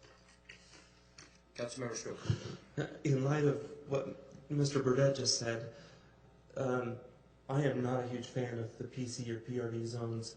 That's exactly what happened in the Sycamores, in the Jordan Hills villages, and there's a little too much flexibility with the PC zone that they end up with things that may not work. There's not enough control that the city has to make sure that quality development could go in. Granted, I believe that some of these other zones could match the other developments, but it's more simple just to let them go with the zone that they've been using and that they're familiar with.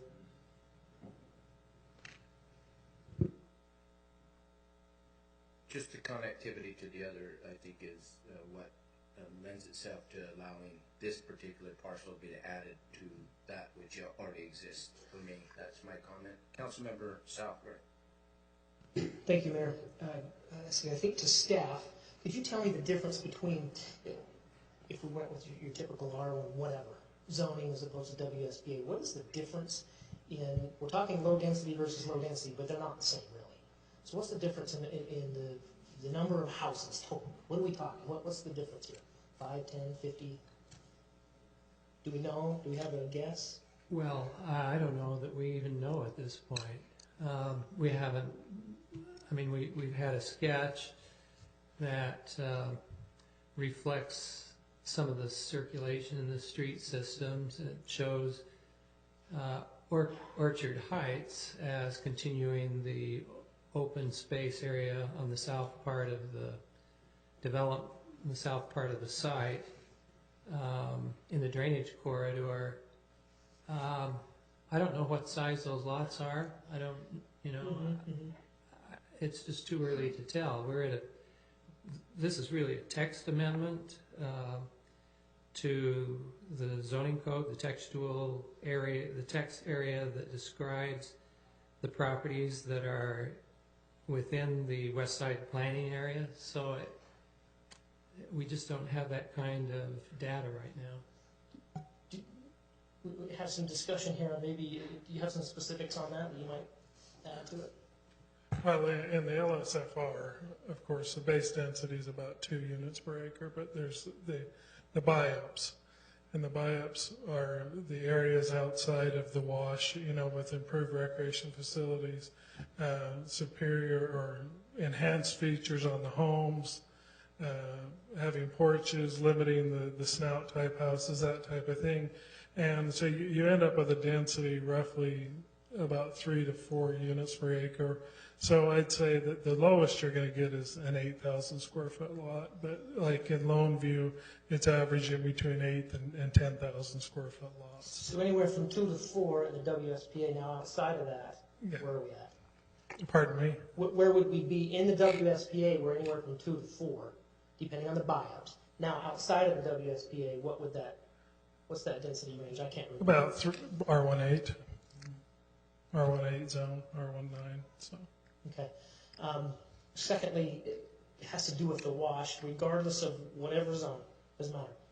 Is the wash maintained and protected? The wash is, from the top bank, is 50 feet on both sides, and a trail has to be installed and dedicated to the city of West Jordan. Regardless of whether it's... Regardless. The trail has to be installed. Now, if you go WSPA, then you have additional... Yeah, then they can put... 20% open space is an addition to that. Yes. Then they can put enhanced features adjacent to that watch or other places in that Orchard Heights development. So, recreation facilities, that type of thing. So. Okay. Lastly, has to do with the assessment area. Uh-huh. There was assessment area. Is it implied that with WSPA comes inclusion in the assessment area? No. Does that need to be amended? That's more of a legal. I think they have to. You'd have to amend the assessment area to include this in that area. In either instance? Yes. Of course. If it's not, if you want it in the assessment area, yes, you'd have to amend the assessment area to do that. And who would initiate such an amendment? Well, you could direct us to do that, or you can ask the developer to initiate it. I guess the question is it the city's purview, or is that, are we stepping on toes at that point? Is that something up to the developer? I don't know. I don't think you're stepping on toes. It's just a matter of whether you want to expand the assessment area. If you expand the assessment area, that means we're going to be maintaining it, and you're going to have more properties that pay the assessment, but the city would be maintaining it. If we do not. If we do. If you expand the assessment area, the city maintains it, right, and the property owners then contribute towards that assessment. If you don't expand it, we would not be maintaining that property. Other than public improvements. I mean, public improvements that are dedicated to the city would have to improve. Yes, we would still maintain it. So if you have an assessment area, the city will through the assessment area. If we don't, the city will without the assessment area, really is what it is. That's correct. So, okay. Thank you.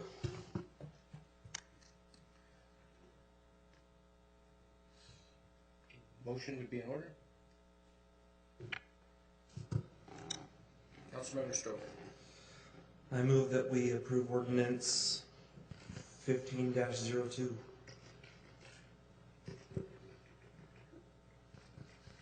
I'll second the motion.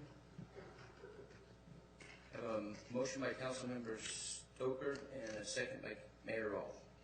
Discussion of the motion?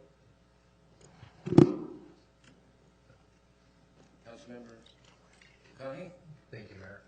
I'll be speaking against the motion. I do not believe it meets criteria 4, which is does not confer any special privileges to a single property owner or cause. That's my primary reason. Councilmember Southwood. My comments, I apologize, are kind of a stall as I weigh this out in my mind. I'm quite frankly torn in either ways, and I have, with Councilman McConaughey, I agree that we removed the WSBA for a reason. I think we can accomplish what we want to do without this, but at the same time, I'm really torn on whether we have some consistency through here in the zoning, and so we'll see. Anyway, that's all I have. Let's go. Mayor Roll. Yes. Councilmember Haga. Yes. Councilmember Stoker. Yes. Councilmember Nichols. Yes. Excuse me. Councilmember McConaughey. No. Councilmember Hanson. Yes. Councilmember Southworth. It's a foregone conclusion. And it passes, so let me just say no. Okay. Vote passes 5-2 in favor. Okay, moving on to 9C, discussion and possible action regarding direction regarding the implementation options to add additional dumpsters to residential neighborhood dumpster program. And I just want to comment, I'll turn it over to Tim tonight. This is not an action, this will be an action that has to come back. They're asking for the position of the council to bring it back on a future agenda. Is that right, Tim? Thank you, Mayor, Council. That's correct, Mayor.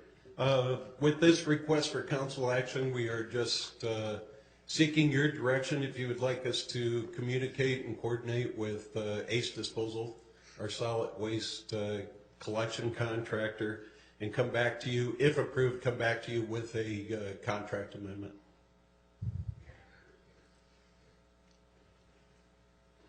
Councilmember Hager. This is the dumpster program, correct? That's correct, the neighborhood dumpster program. And living in the older section, I have to say it's one of our best programs we have. But now this comes from the other side of my family, my wife. It's hard sometimes for us to reserve them, and I'm wondering if maybe if it's a shortage, if that's the reason I'm approve this in a minute.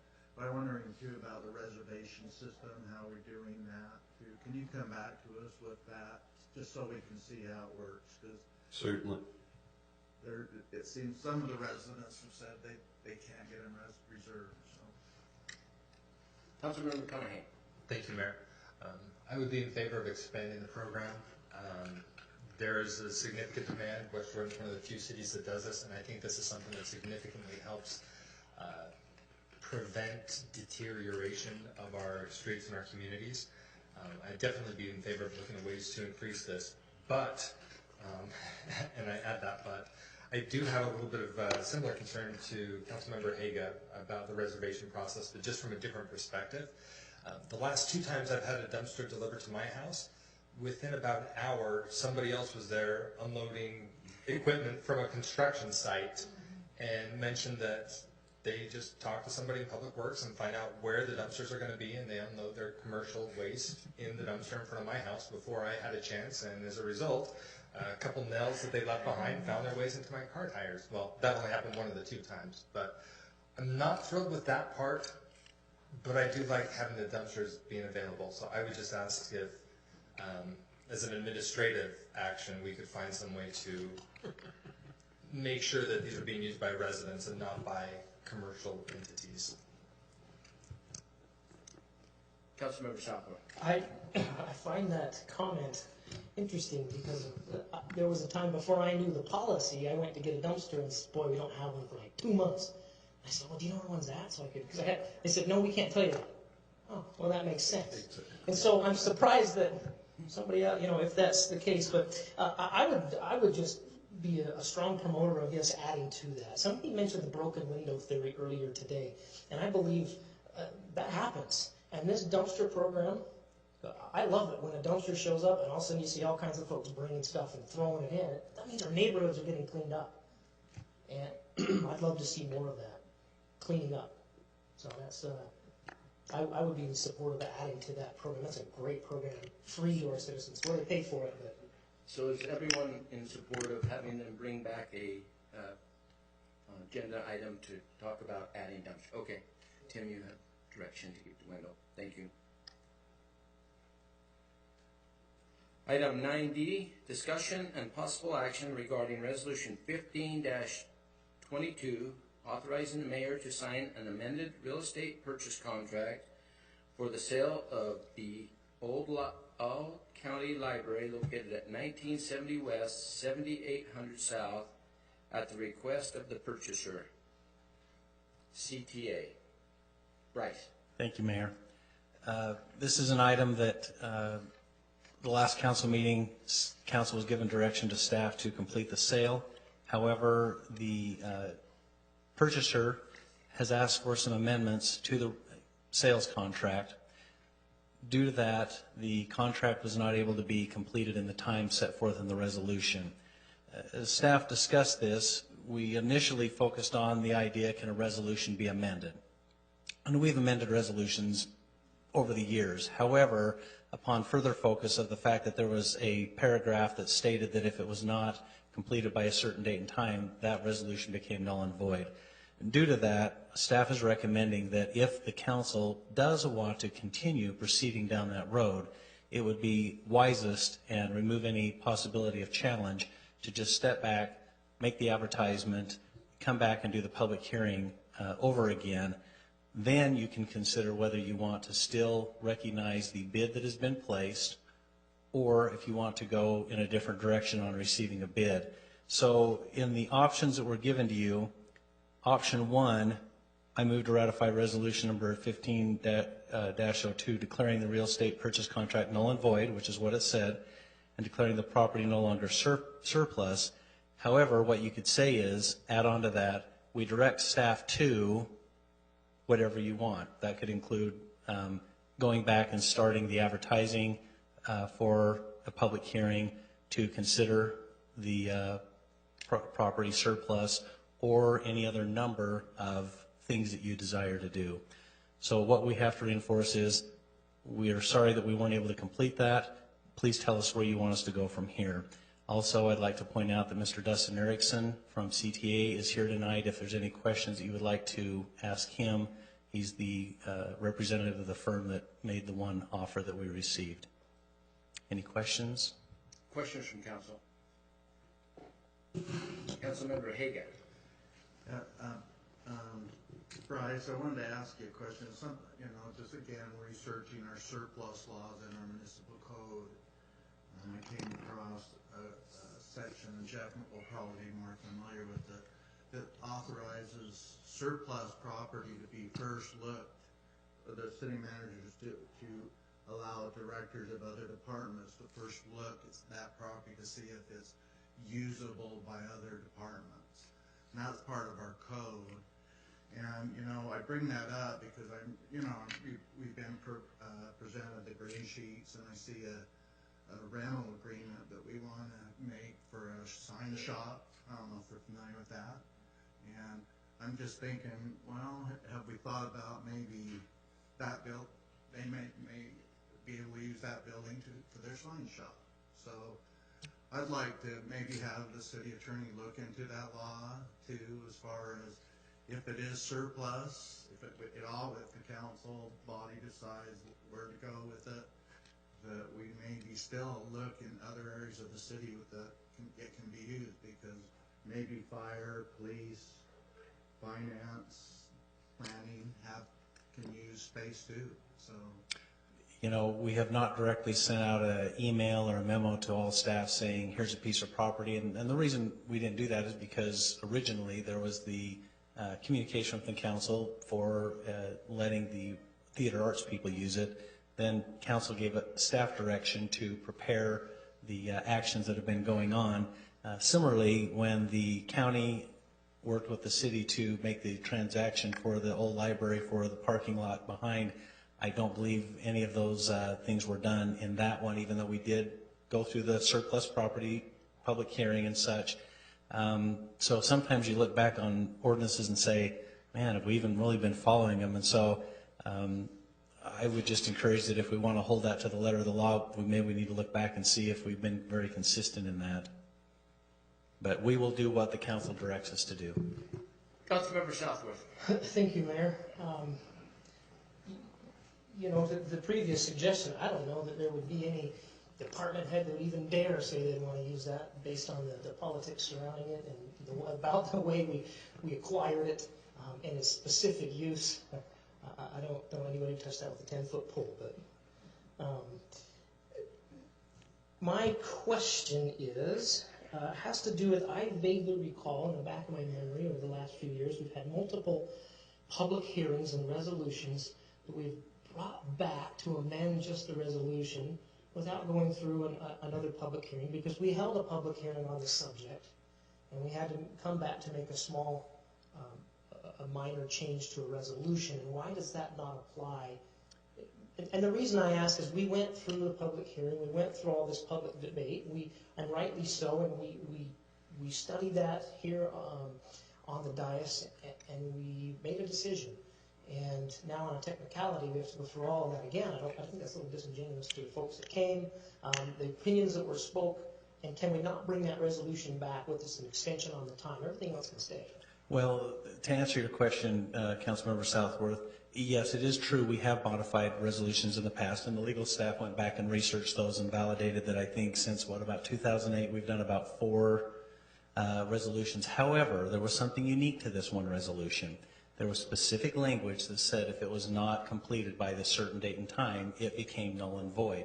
And the other resolutions did not have that. Now, that was done for a reason. Dave Clements, our property manager, inserted that language so that if for some reason it wasn't completed, it didn't just languish and leave that property hanging out there as surplus. So we would maintain that, let's just say if the council were in a meeting 15 minutes after you approved the first resolution and said, oh, let's make an amendment to it, we would say that you would have had the legal authority to do that because the timeline hadn't gone past the null and void. And so it was just merely for this protection clause that we're recommending that to just remove any doubt, go through the process again, and then you don't have to have anybody in the public question whether or not you followed your resolution. So that's our advice. Okay. Councilmember McConaughey. Thank you, Mayor. I think my question would be more for Mr. Erickson. I'm wondering if we were to go through the process again, if that would cause an undue hardship or how that would tie into financing timelines.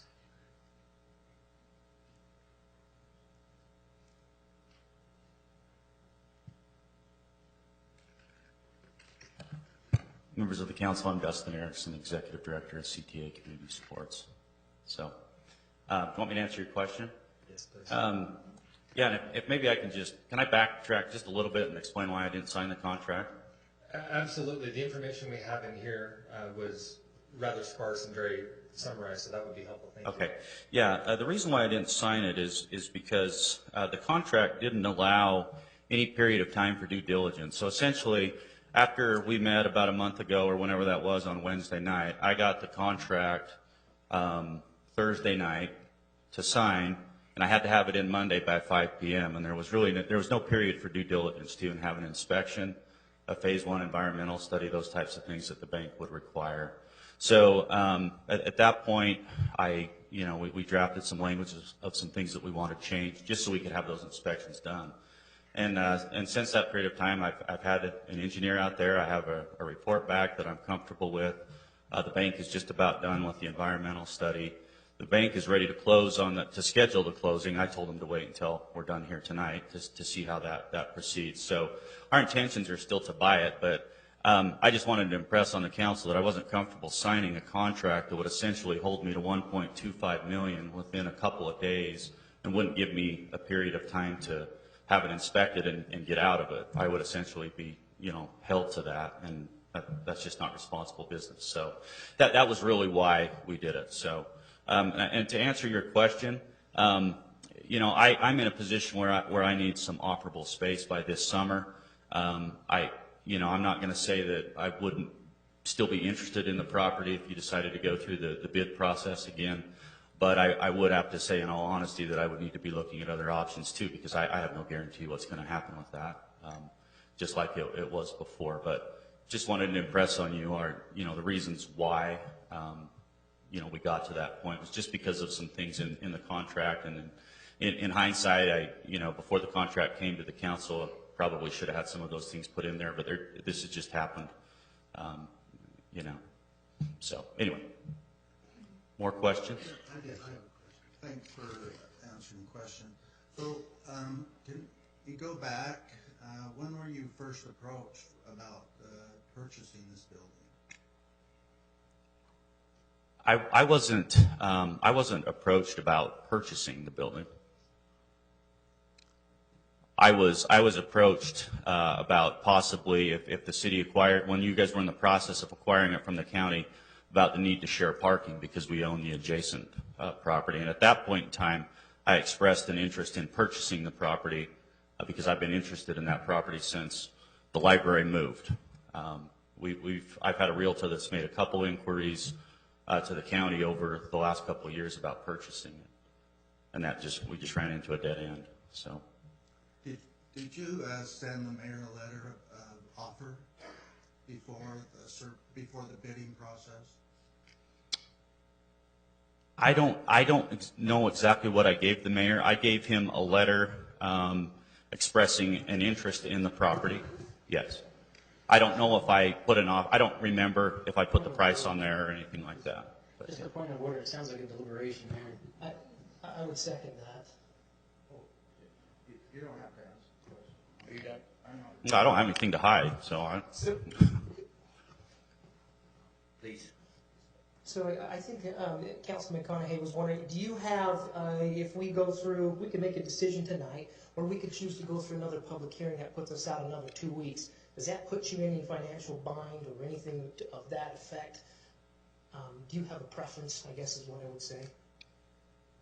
do I have a preference about how I... Well, considering your bank and your financing, does this put this deal in jeopardy by waiting an additional 2 weeks to go through another public hearing and all of that, or what's your timeline?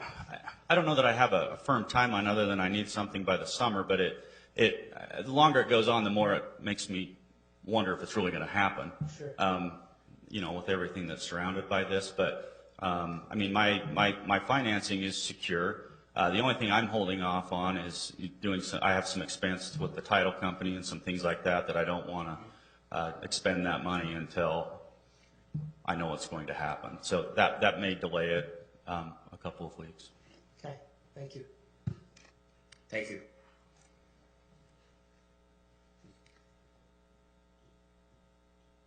Did you have anything additional, Bryce, or just? I would like to just point out that there's a couple of elements to this. In speaking with Melanie, if you choose to direct staff to go back and start the public notice and for the public hearing, the timeline that it would require is the first meeting we could have that back would be the second meeting in February. Am I correct on that, Melanie? So you could have a public hearing on February 25th. As we talked about it, the ad's about $50 or something, so it's not a tremendous cost. And then that just lets you say, you know what, we went back and we redid that over again, so nobody could argue that it wasn't null and void. The other question is the bid. Now, you as a council have to decide, are you going to decide that the bid that was offered was done through a fair process and you're okay holding that bid? And so Mr. Erickson made the comment, if it were bid over again, you can decide if you want to just say, let us go through the public process, hold the public hearing for the disposal of property, and finish that part, and then we'll just pick up where we left off with Mr. Erickson with the bid that he offered. Or the council could give direction that you want to go through another bid process or some other form of soliciting advertisement for the property. That's where Mr. Erickson stated that he may have to go looking for other property, and the fact that the price is out there, I don't know what your opportunities are for other bidders. That would be a decision you would need to make. Councilmember Hagan. Just one question, Bryce, and it's in our packet, so I know, and I've talked to Dave Clemens about this, but isn't there more to this as far as the deed? The original agreement was for a quit claim deed, and I'm not an expert on this part of it. I'm not a title expert, but Dave did his best, thank you, Dave, to explain warranty deed to me. And this this one that's being requested by the potential bidder now, I hope, is for a special warranty deed. So there's another, you have to go up another bar, am I correct? I would prefer to have Dave Clements give you, or Jeff give you information on what those deed requirements are and what that really amounts to. I think what Jeff Robinson, our attorney, stated is that the proposals for change were of a what were the words that you used, material nature, meaning that it wasn't going to change the price or things like that. We can obviously have Dave step up. What we did do, and because of the speed that we put the first purchase together, is we didn't have time to give Mr. Erickson a chance to review the contract. We opened the bids on Monday. You had it on Wednesday. Typically, you like to have the contracts reviewed and signed by the applicant. So you will note that there is a signed document in your packet, as we normally do with contracts, that have the changes in it. So if you would like, Councilmember Haga, would you like Dave to step up and just explain what the difference is between those? Let's go ahead and do that.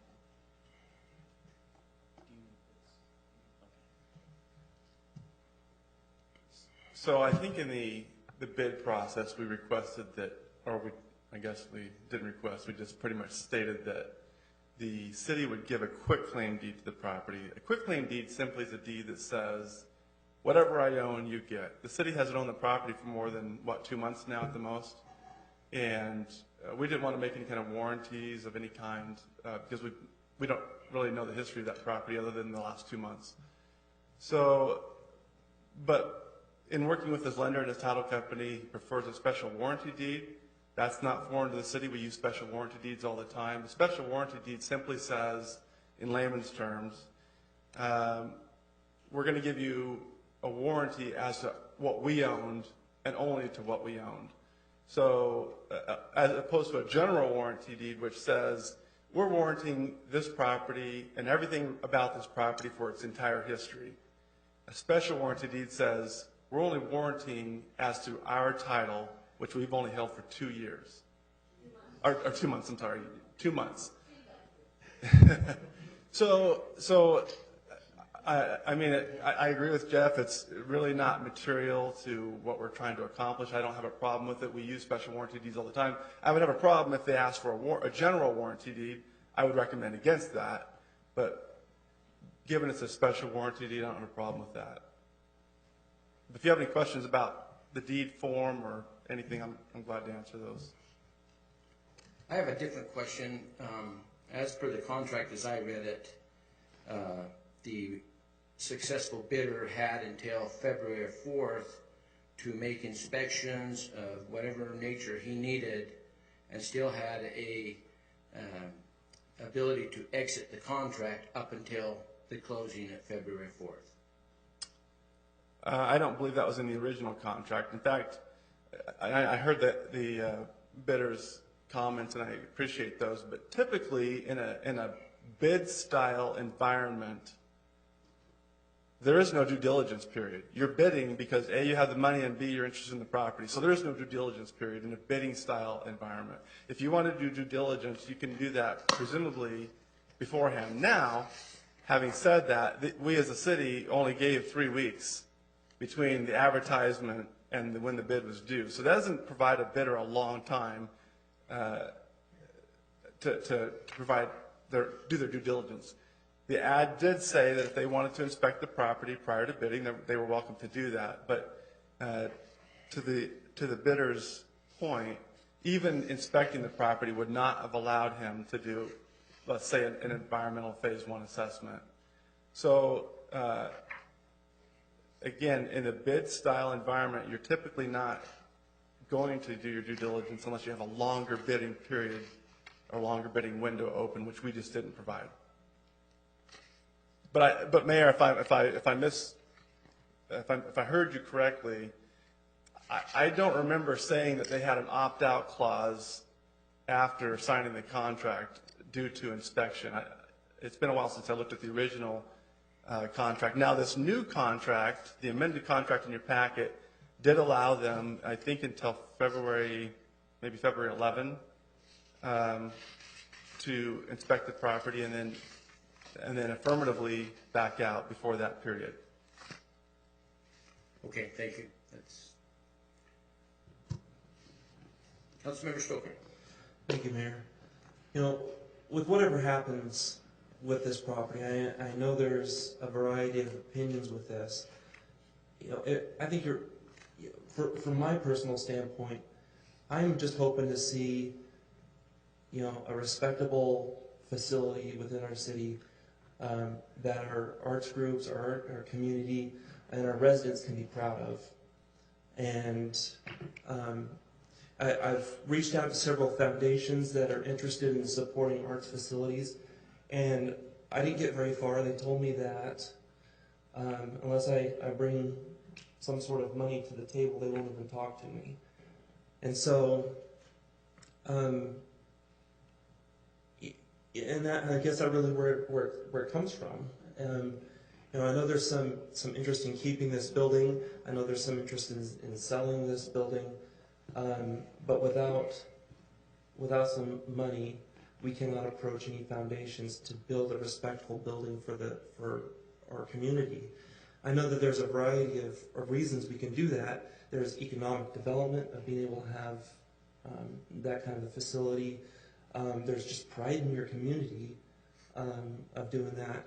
You know, I've been to this facility several times, and you know, there's windows along. It's a weird triangle shape. There's windows along two sides of it, and on the third side of the triangle, there's shelves and counters and stuff. The ceilings are about 10 feet tall. If you wanted to do performances in there with a stage or with riser seating or tiered seating, you really run into the roof. And you know, we look at this facility. We see the unusual, you know, construction that's in there, the counters, the windows, the 10-foot ceilings, and when we looked at making this a performance facility, I just don't think it's suitable for that. I don't think that you can perform in that facility and be happy of your performances. There's no sound equipment in there. There's no real great way to put the lighting in there. And then you'd have to do something with the windows behind it or the counters on the other side. This building is just not suitable for a performance facility. And we can always keep it. We can use it for rehearsals. We can use it for audition, but it is not suitable for a performance facility. If the council is willing to authorize other money, I mean, I can use that money to go towards these foundations and begin having those discussions. But again, like I said, I'm just looking for an opportunity to be able to expand the pride in our community, the economic development, all the benefits from having a real arts facility in our community. And we'll just look at some sort of starting funds to be able to make that happen. Councilmember Haga. I'm prepared to make a motion, Mayor, unless there's more comments. There's more comments. Councilmember Southworth. Thank you. Mayor, I don't know to Bryce or Dave. In our packet, we have some background discussion. And it mentions here, it says that CTA did not have time to sign, notarize, and return the document to the city as specified by the date and time. But instead requested that the contract be amended as follows, and I have a number 1, 2, 3, 4, and 5. Number 3, I think, is that date the mayor mentioned that the contract was supposed to be, the closing date was February 4th. That's where that came from. But of those 5, are these suggestions from CTA or from the city? Those are the requests that CTA made to the city saying if we could make these amendments to the contract, we would be agreeing to sign it. And so those changes were actually integrated into the contract, which has the signature of CTA and Dustin Erickson in your packet. So those are acceptable to the city and have already been included? We reviewed them legally. They meet legal form. When you say are they acceptable, you as a council would have to determine whether they're acceptable. Sure. But we our evaluation of them is that they're not material changes. So being not material changes, are the dates there still reasonable? I think some time has expired since these were drafted. And I guess this might even be a question back to to CTA again, can they meet this February 4th date that's put in there, or 11th, or whatever it is? They've already signed the contract and submitted it to you in this form. So as Jeff just said, if you believe those terms are acceptable to the council, you can accept those and then proceed. The other question, what was the date of the next council meeting, the second and 25th? So the question would be for Mr. Erickson is if, well, and to the council, because if you have a public hearing on the 25th, do you want to truly have another night where you do the public hearing and then you turn right around and make a motion to accept, or would you want to give it another 2 weeks to the next action? That we need direction from the council on that too. If these are not material changes, my intention would be that we move to make these changes and ratify those now.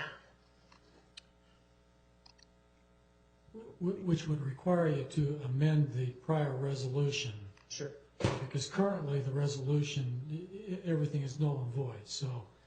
Well, and that's the language we use, amendment to, because we have that latitude tonight, correct, do we not? To amend the prior resolution based on the information presented. We believe you do have that authority. There is some challenge to that. Sure. And if you go through with amending the resolution tonight, you may face a legal challenge.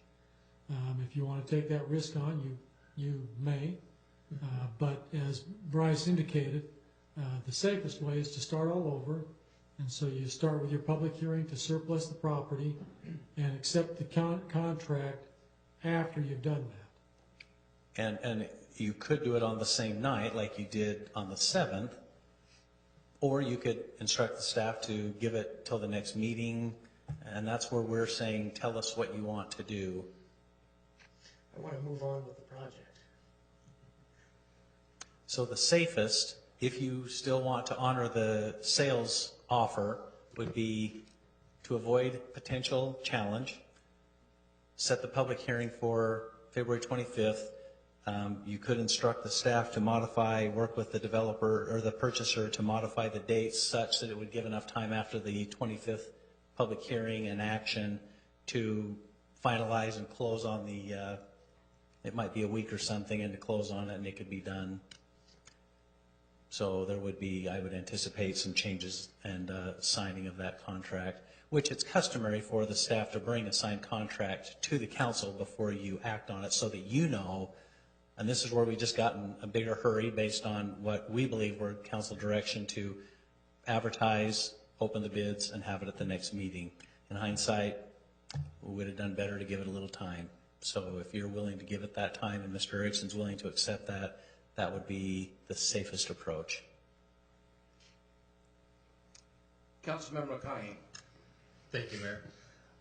I don't really see a need to go through the bid process again. We've already done that and been through that part. I would not be opposed to going through the process of surplusing again and going through another public hearing for that part. I think that it would probably be most appropriate to do that. Just although legal has said it could, our position is completely defensible, I think it is probably best if we go through that again. So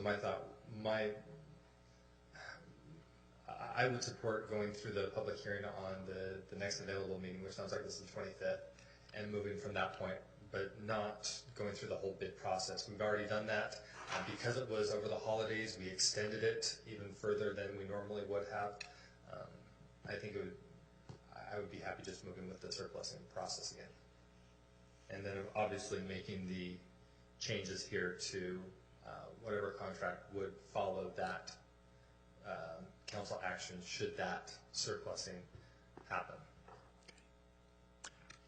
I just need a motion or at least 4 members to tell me what you want me staff to do. I would just like to state that I have consulted 2 of my personal attorneys on this issue because I'm the one who ultimately signs whatever the council approves, and their advice is that it would be illegal to move forward with this contract. I just need to state that. I've got that advice from, I paid them, not the city, they're my attorneys. Councilmember Hagan.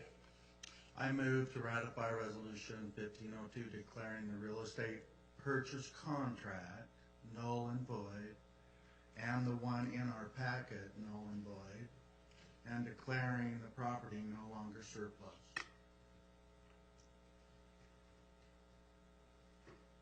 I'll second.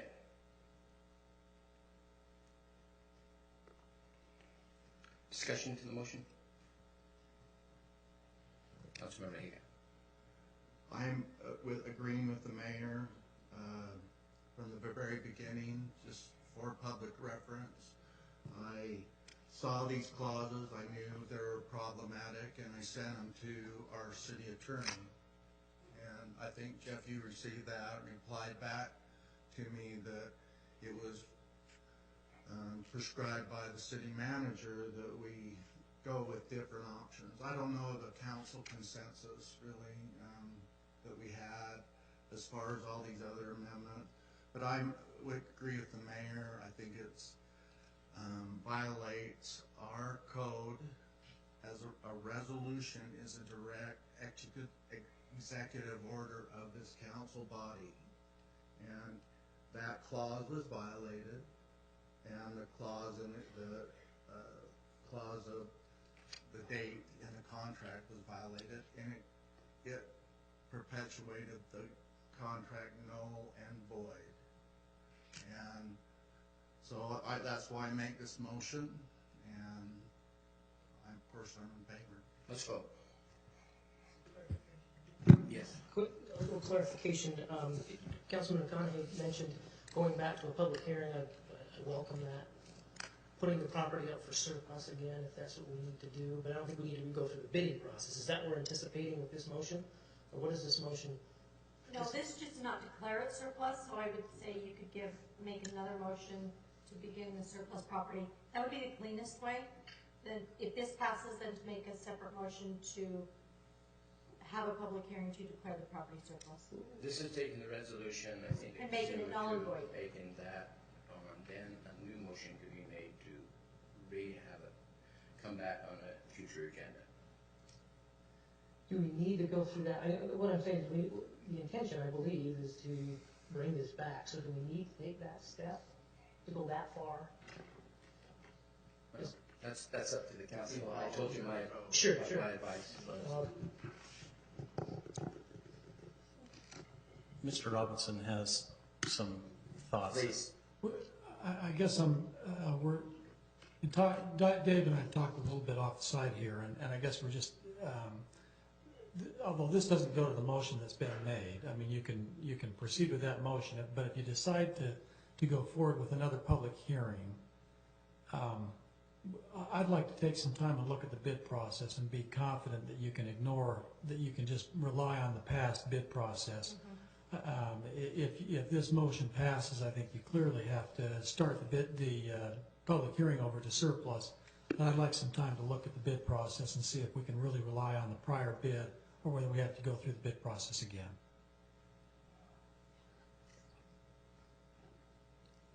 Councilmember Stoker. I might just have a clarifying question for the motion. In addition to the option 1 that was presented in our packet, Councilmember Haga mentioned about rejecting the contract, the proposed contract that was suggested in our packet, and I'm wondering what that means. Does it mean anything? I mean, it's not technically a resolution.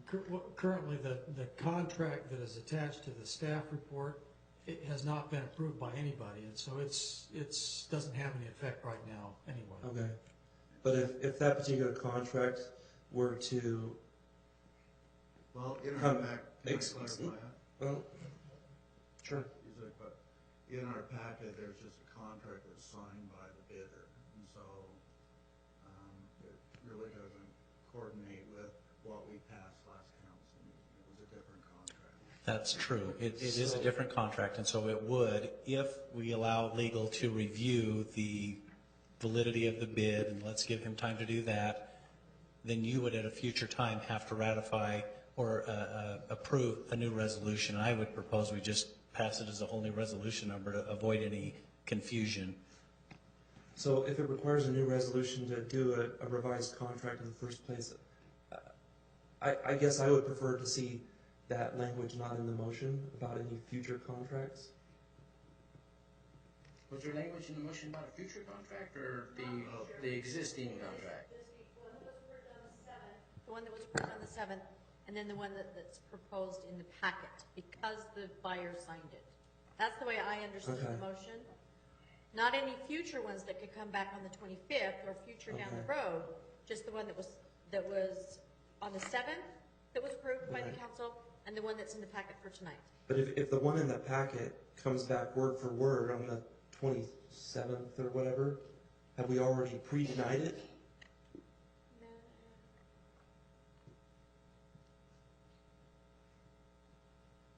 Your legal counsel has advised that he I would would say like to no, it's review a the different date for a contract different and contract. The contract that is in your packet has no legal effect right now. It doesn't need to be determined null and void or whatever because it has no legal impact until you approve it. So, to clear the record, I think it might be better to amend the motion to eliminate that, but because it doesn't have any legal effect today. I mean, the city's never approved it, so there's nothing to render null and void. It's just doesn't have any legal effect currently. Would you amend the motion to remove it? So I'll amend taking that out. and I will amend my second. Does that still anticipate a rebidding process? Is that what we're still looking at? Well, right now I think we're only looking at option 1 that which basically just says the previous resolution has expired and the property is no longer surplus.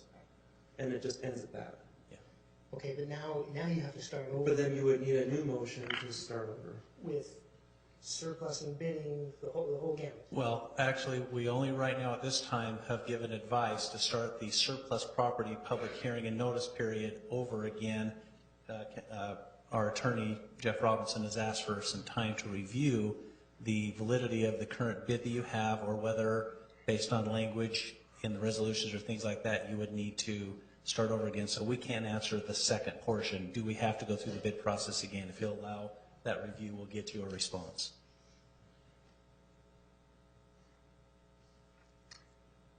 And we could have that at times so that by the February 11th meeting, if we need to restart the bid process, you could consider that, and if the majority decides to go through with another bid, we could start that process again. I'm going to call the question. We got a long agenda yet tonight. Let's vote on that. So just to clarify, we're looking at option 1 pretty much as it's written As in the written, packet? correct. As written. Okay. Councilmember Salford? No. Councilmember McConaughey? No. Councilmember Hanson? No. Councilmember Stoker?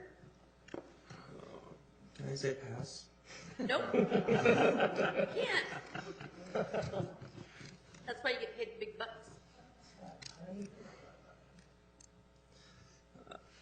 I'll say no. Councilmember Haga? Yes. Councilmember Nichols? Yes. Mayor Rolfe? Yes. Vote fails 3-4.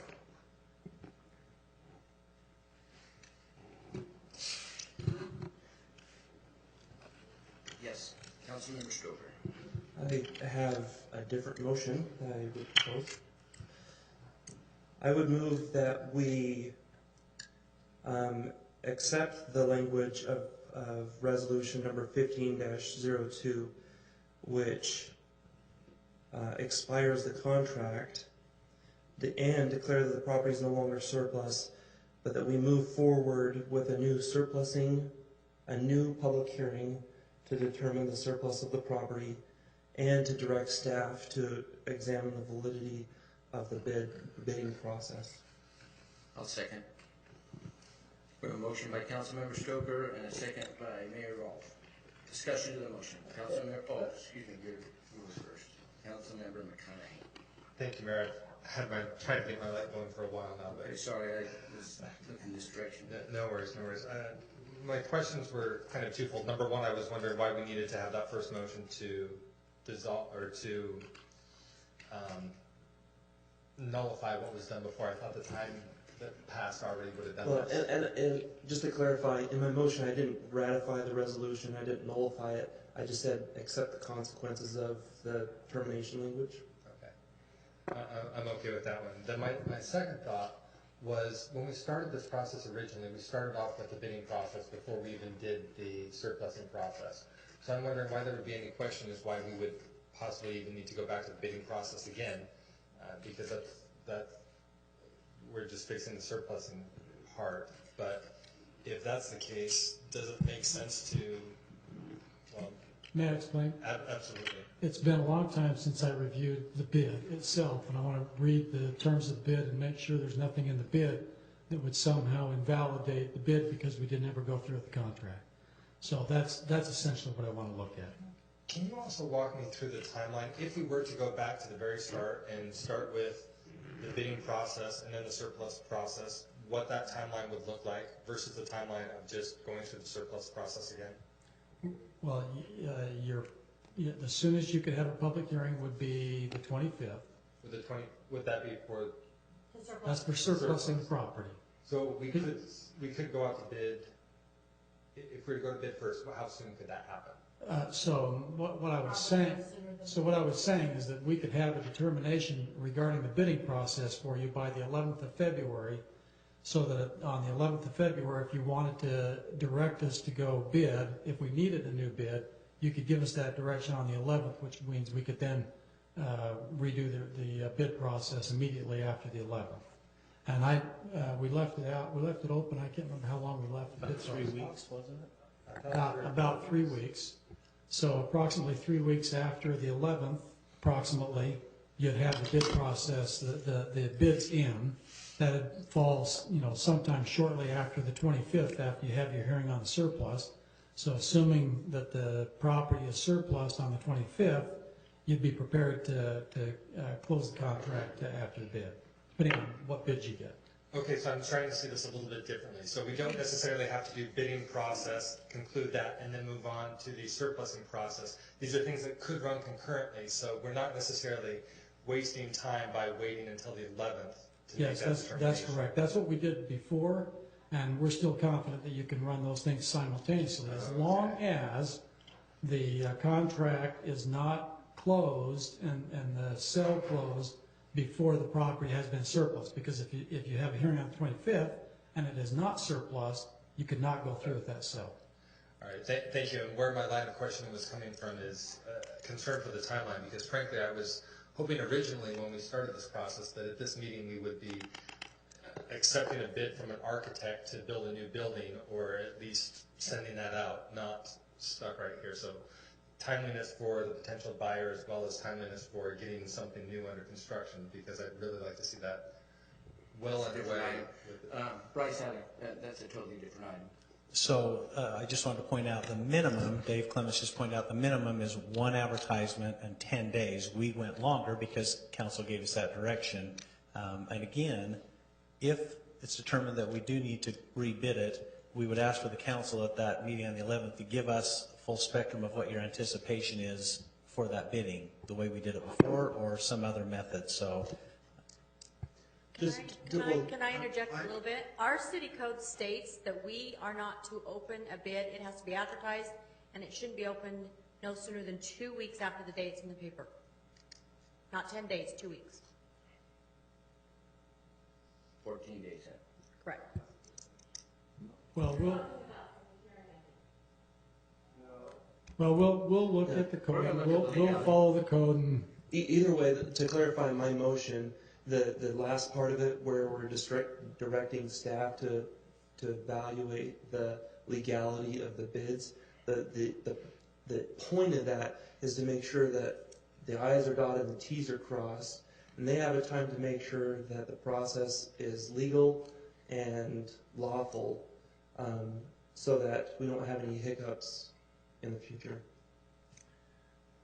Mayor, I think I need a point of clarification, so I know, because it's a convoluted motion. I want to just, would you restate it one more time, Councilman? I can restate it as best I can. Melanie, you can correct me if I got it. Okay. So I'm going to try to restate this. I move that we accept the consequences of the deadline as established in resolution number 15-02, and that we declare the property no longer surplus, and that we proceed to have a new public hearing regarding the surplusing of the property on our February 25th date. And in the meantime, direct staff to evaluate the process of bidding so that we are going through a legal and lawful process. Second. It's already been second. But if I change the word, that... Okay, I still... can we vote?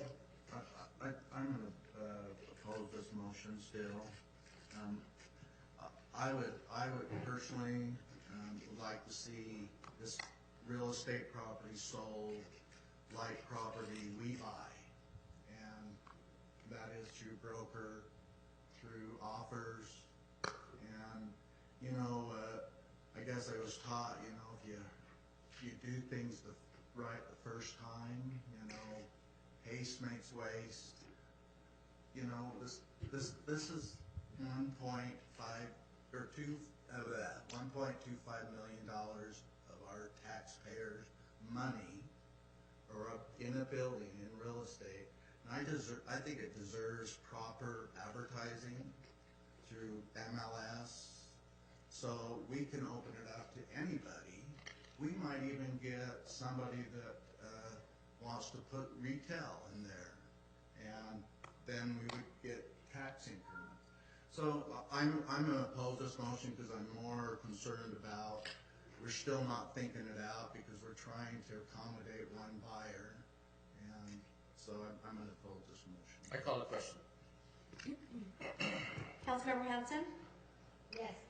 Mayor Rolfe? Yes. Councilmember Southworth? No. Councilmember McConaughey? Aye. Councilmember Haga? No. Councilmember Nichols? Yes. Councilmember Stoker? Yes. The vote passes 5-2 in favor. Thank you. Thank you. Would anybody propose to have like a 5-minute recess?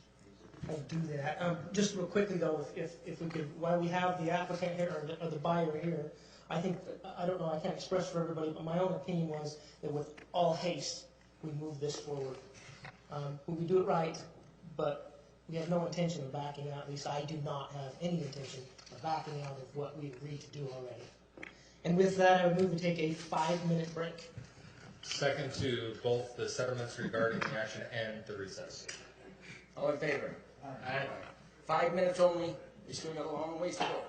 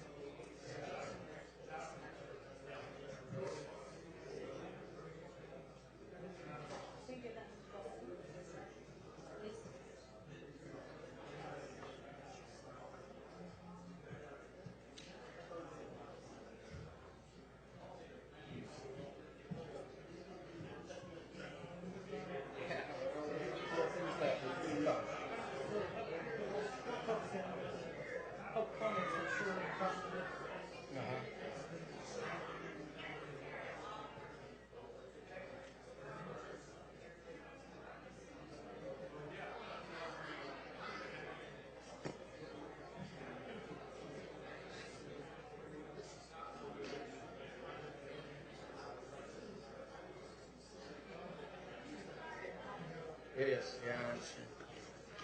Has it been 5 minutes?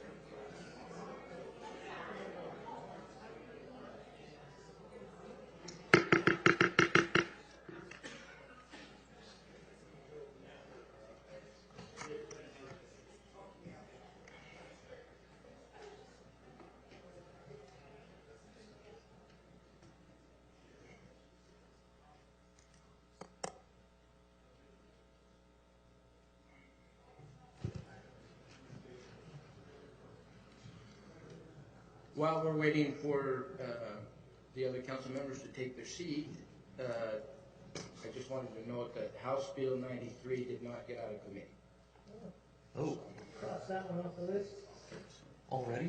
Cross that one off the list. Well, it would take the speaker to bring it back now. Well, could it come, it can go back for amendments, right? Well, and it could come back as a different version. Right. So, anyway, just update.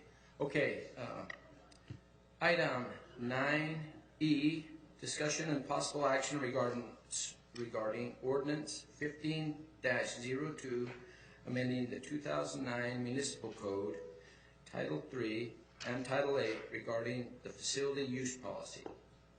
And Bryce is gone.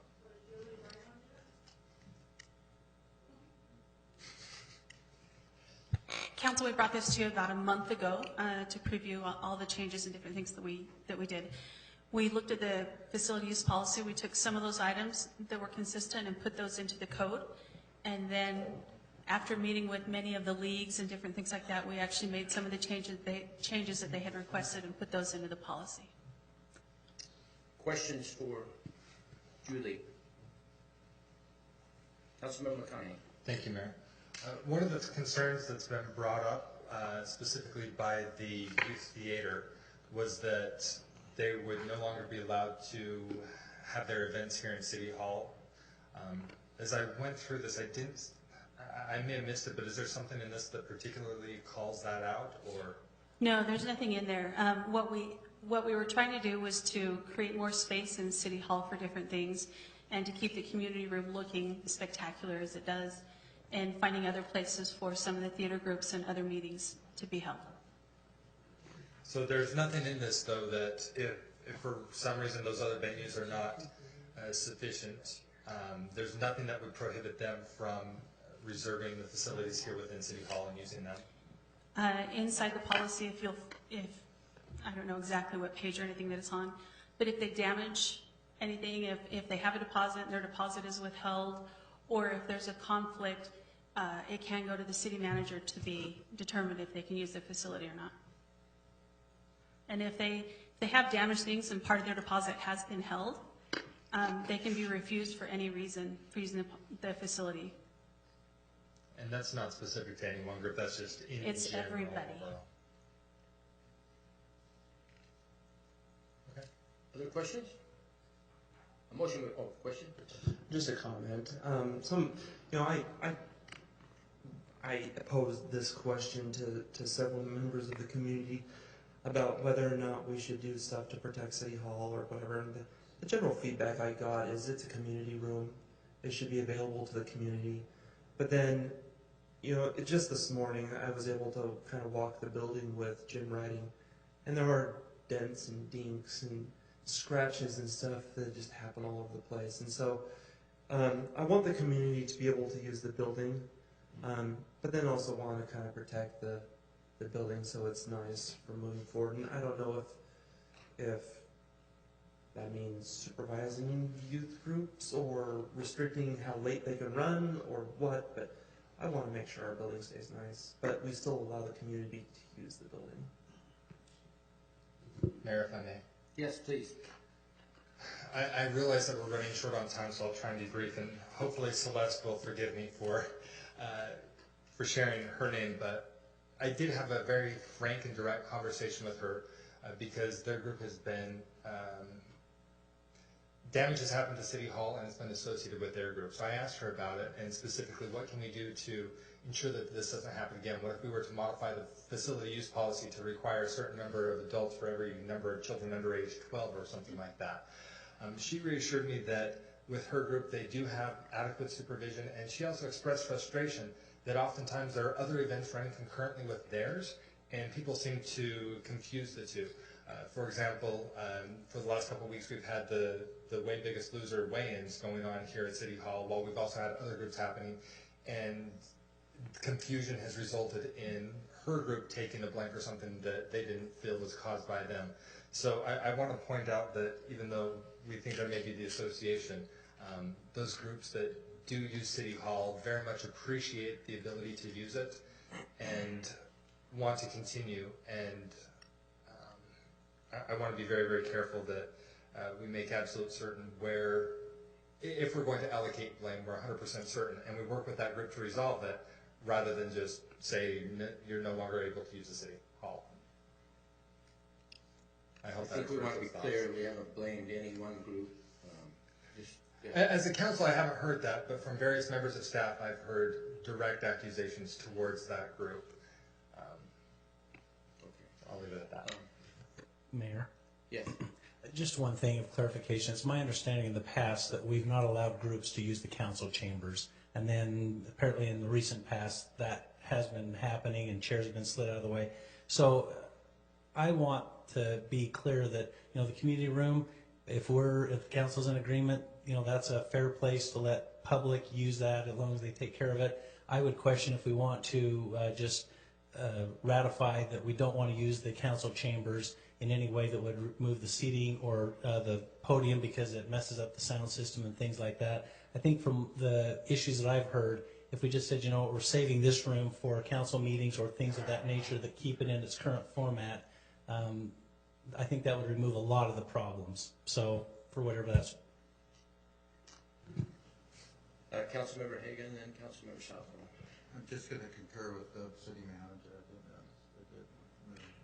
Councilmember Southwell. I would agree to that under the idea that then we can allow a time period to just see what happens downstairs and see how that room progresses. It's for the community. So if we open it up, there's no finger pointing. Either open it up and you accept what happens or you don't. But let's just open it up and just look and see, and then let's look at it in 6 months and say, this is working out. Let's keep going, or no, maybe we need to make a change.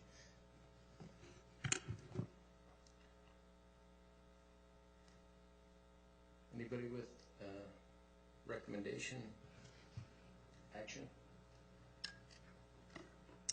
Please. If there's no further comments, I move to approve ordinance number 15-04, amending Title 3 and Title 8 of West Jordan City Code, and approve the West Jordan facility use policy as presented. Second. Got a motion by Councilmember McConaughey and a second by Councilmember Nichols. Discussion? Seeing none, let's vote. Councilmember Stoker? Yes. Councilmember Southworth? Aye. Mayor Rawl? Yes. Councilmember Nichols? Yes. Councilmember Hanson? Yes. Councilmember Haga? Yes. Councilmember McConaughey? Aye. What passes 7 in favor? And Mayor, can I just confirm with the council, do I have your support in doing what I said about this chambers? Thank you. You also have the authorization of the ordinance to, if there's damage done, you have that authority as well. Yes. One quick request to go along with this. If there are instances where somebody, where there is damage caused, I think as a council we'd all like to be notified so we can understand why it's happening and then maybe make adjustments to the policy. So I would ask that we get that notification should something arise. Well, I understand many of the things, if I may. If it's just a scratch or a nick in the wall, that those just be tallied and then presented. I would hope that after 6 months, like Councilmember Southward said, we can revisit stuff with a little bit more information that this is the kind of damage that is truly occurring, or there is no damage that is occurring, and what kind of stuff and how much cost, if it's worth amending the policy. If it's only $50 worth of materials and 2 hours worth of labor over 6 months, maybe that changes the policy. But I would like to document any sort of damage and then revisit in a 6 month period. You got clear enough direction on that ordinance? One more quick comment though. We don't want to go overboard. I just turned around and I looked at the wall right here and the chairs, and put little beans in this thing, you know, so we all, anyway, that's right behind me. We'll be sending you the bill, You just send me the bill, right? But just be careful. I mean, we know what to do. We're not talking about normal wear and tear, we're talking about damage. In the past, I've been told that there was a water fountain that had been kicked free from a wall, and similar things.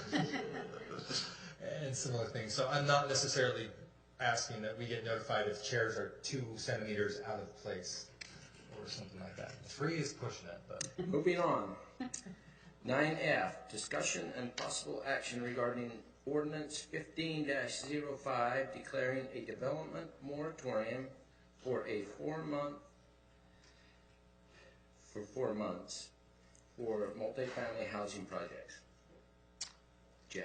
Mayor and Council, this item is brought to you in response to your direction given at the strategic planning meeting.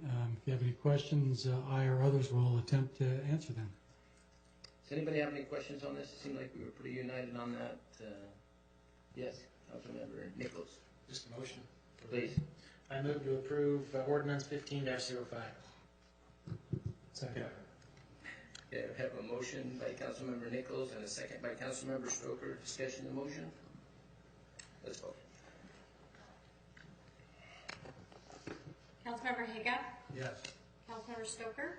Yes. Councilmember McConaughey? Aye. Councilmember Southworth? Aye. Councilmember Nichols? Yes. Mayor Robb? Yes. Councilmember Hanson? Yes. Vote passes 7 in favor. Item 9G, discussion and possible action regarding amending the storm drain fee.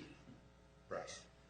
Mayor, I would defer this to Ryan, the direction that the council gave to bring this back. So, Ryan? Yes, the finance staff and the capital project staff and stormwater staff have been working diligently to come up with some alternatives. We've discussed this over the last few months, and what we've brought to you is, by direction of council, we brought you 3 options in order to raise the stormwater fee. Of course, the 4th option is to do nothing at all. But we open it up to any questions, and hopefully the information that was provided is what the council had asked us to provide, and it is sufficient for that. And any questions in regards to that? Questions from council? Councilmember Hagan. So, Ryan, I was reading the schedule. Now, the comparisons aren't relevant, I think, in my opinion, but the business fees. Now, you know, I actually was talking to a city councilman at the league today, and their numbers are a lot higher than ours are on the impervious areas of business on these fees. Have you addressed the comparison between residents and business non-pervious areas? What we did was we actually looked at the other cities, and that was an interesting question because other cities do charge on impervious space. We charge on total space. So what we tried to do in that last paragraph was kind of do an apples to apples comparison on what we considered. So we took one of our kind of big box businesses and converted their stuff to impervious space.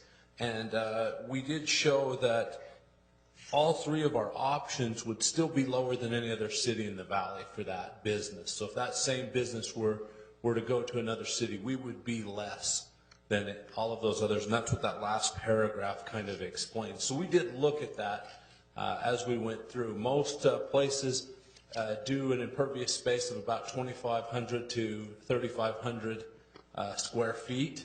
Like I said, ours right now is a quarter acre at about 10,860 square feet is a quarter acre, more or less.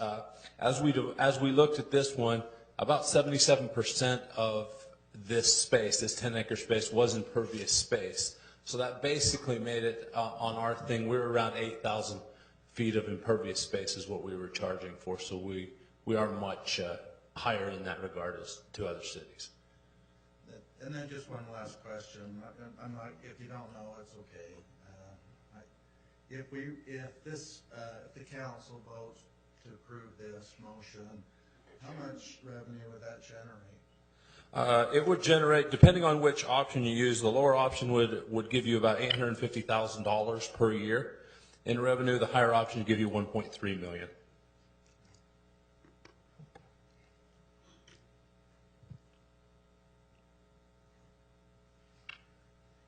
Councilmember McConaughey. Thank you, Mayor. Not so much questions, rather comments. So I guess I'll defer if anyone else has questions for Ryan first. Otherwise, I'll share my comments. And since no one's saying anything, I'll jump into my comments. I did a little bit of homework in addition to what was provided in the staff report. Ryan, I very much appreciate you sharing the rates from the other neighboring municipalities. I didn't see the square footage for their ERU equivalents, which you just commented on. So I did call around and I got that. And it was really pretty eye-opening. As Ryan mentioned, right now, well, let me back up a little. No, I'll just run with this. So right now, we're at a quarter acre, which is 10,890 square feet. And that's what we're charging. And then if a business has 4 acres, they're charged 4 ERUs. The way other cities have done this has been very different. I like the way Riverton did this, where what they did is they took 250 random homes and using aerial photography, they measured out the impervious area. And then from those random 250 homes, they came up with an average, which was 2,744 square feet of impervious area per household. And then they figured out what the fee is and said, okay, this is what we're going to charge homeowners. And then for businesses, they actually go out and measure, well, they don't go on site, but aerial photography, they measure the impervious area of the lot and then charge the businesses based on that so that they're paying essentially the same as the homeowners are. We're not doing that, and I thought Riverton might just be a fluke, so I called around, and it seems like everybody else in our vicinity is doing the same thing. Salt Lake City has a 2,500 square foot ERU.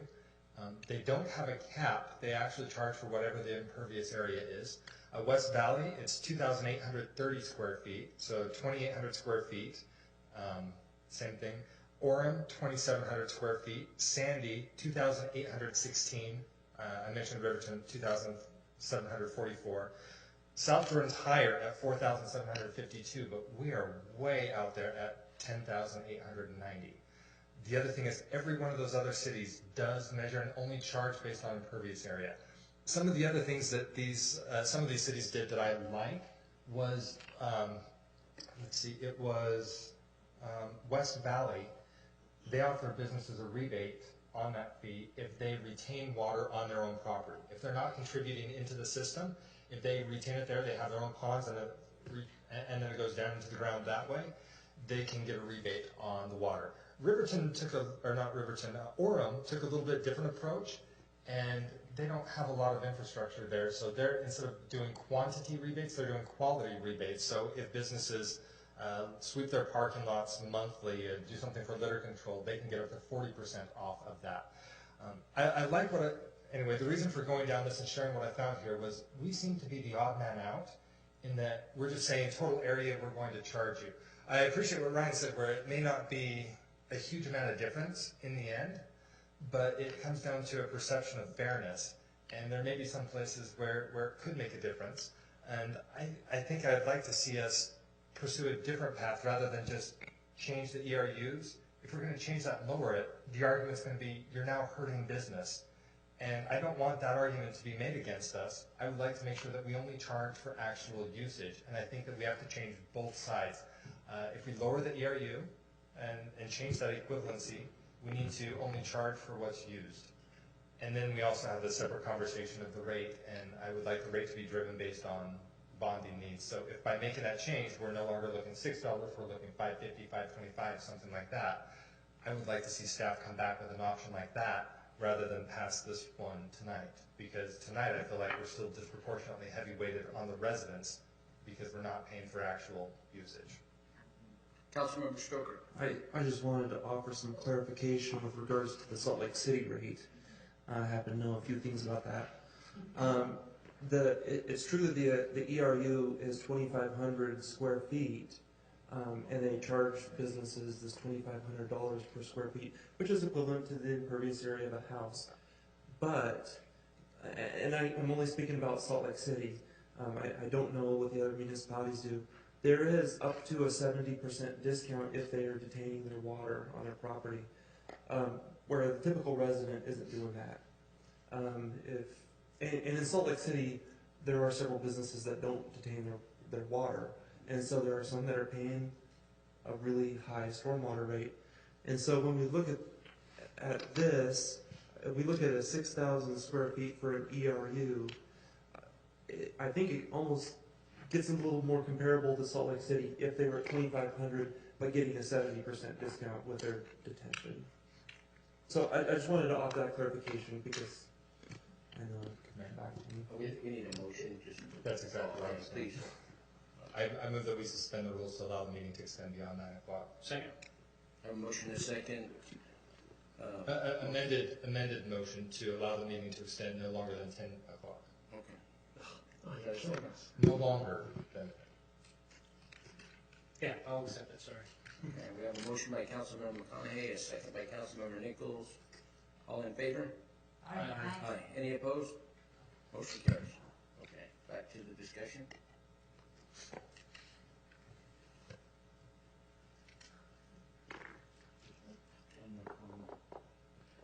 Councilmember Haga. So, you know, when I first saw this pass as a resident, and it was passed based on, you know, clean water. And I'm all about clean water. I want it to have the purest. I want it to go into the Jordan River the cleanest. And, you know, and of course, the EPA requires certain requirements. It was more about keeping the water that comes out off our non-pervious areas clean, keeping our storm waters that we have existing clean. And the councils and the staff have done a good job by, you know, buying cameras, inspections, things like that. In the last few years, and I just calculate, I might be off, but you've almost doubled this. And from an older neighborhood like mine, where I have multiple retired folks, this is a lot of money. So that's all I'm going to say about it. It's a tax increase, it's a fee, and even on business, I think it's a disincentive coming to our city to raise it this time. Thanks. Did you have one? I could submit a motion, but Councilmember Nichols has something. Councilmember Nichols. Thank you. Just a brief comment, and then we'll defer to you, Chris.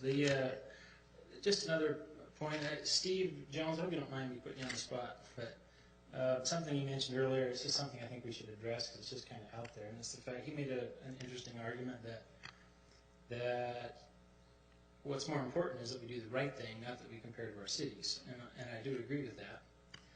But I also want to give a rebuttal to that, in that it's important for us to compare to those cities for one reason, and that's the economic driver. The last thing we want to do as a city, and that's the reason we consider that as part of this decision, is to price ourselves out of the market so that Salt Lake City and Draper and Sandy and South Jordan become where businesses go. We're really watching out, not just for them, and homeowners too. We're trying to make sure that it's livable, but we want to make sure, at least from my viewpoint, we come up with the right solution that's a long-term solution that figures our capital, and that's where I'm absolutely full on board with you. We absolutely need to make sure that the capital overlay requirements that we have, or the capital outlay requirements that we have, is covered in the long term. Councilmember McConaughey. Thank you, Mayor. Instead of making a motion to approve any of these options tonight, I would instead move that we direct staff to bring back options for changing the storm water structure, specifically for the ERU equivalency, to something that more closely mirrors what our neighboring cities are doing, and also include a discount component for those businesses, and bring that back for our council consideration, along with the amended rates. We have a motion. Councilmember McConaughey. Second. And a second by Councilmember Nichols. If I could, Mayor, just really quickly, the cap is what we do for that discount rate. That's why we have the cap. So when we go to only ADRUs, that cap is extending the discount rate to those who retain water on their own facility. That's what the purpose is of the cap, just so you're aware of that as we go on. And in my mind, that would be changed. None of the other cities have a cap. It's just charged based on the usage. And then, although it wasn't part of the motion, I emailed this over to you, so you have contact names and phone numbers, but I'd encourage you to look at West Valley's discount program. I think that was the most appropriate, so that those who do retain water, we can leverage what they've already done and apply that, and then bring that back for consideration. I think that would be fair. Sorry, Councilmember Southworth looked like his had a comment earlier. Just your incentives, if it clear, when you talked about Orem City, that kind of perked my ears. You're going beyond retention, but really attacking the pollutants that get into it. I think that's a great idea. That makes our city cleaner as well. I'd be okay looking at that. I thought that was a little out of place because most of those things are required by law anyway. I brought it up because they did that as a discount program, but I don't know that I like the idea of giving incentive for following the law. I just had one comment. I would speak against the motion only because I think that the stormwater fee is not what needs to be addressed. I think the impact fees, the new developments is what need to be addressed. I'm comfortable with the existing storm drain fee. I think we need to revisit the impact fee for the future building. I think most of our problems are caused by the impact of new development, including the flooding that's existing in several places in our city. Let's go. Councilmember McConaughey? Aye. Councilmember Hanson? Aye. Councilmember Haga? No. Mayor Robb? No. Councilmember Southworth? Aye. Councilmember Stoker? Yes. Councilmember Nichols? Yes. Vote passes 5-2 in favor. Thank you. 9H, discussion and possible action regarding Resolution 15-04, establishing a policy on hiring practices for the city of West Jordan. Bryce. Council, we had this discussion at the last meeting. There's been some interaction with some of the council members on this language that's been brought before you. I want to stress that per the direction that was given at the last council, the text that's in the actual resolution is the direction that we were given, so we followed through on that. But then there's another version below that of the one that was considered and had input from several sources on the council. So any questions or direction you want to give staff? Question for council. So that new one is what we see as option 3. That's correct. The one that the council and myself and staff have worked on as an alternative.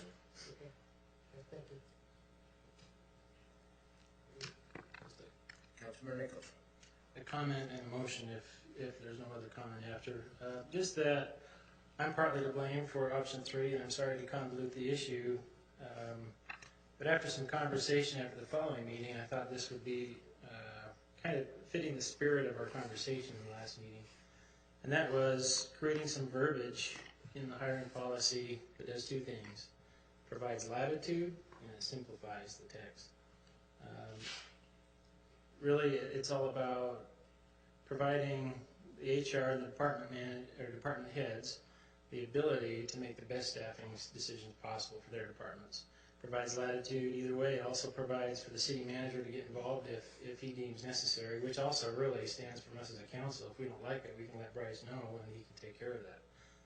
I think it was the best overall solution. And so you can throw the daggers at me. That's why we have option 3, and that's what I'd be supporting.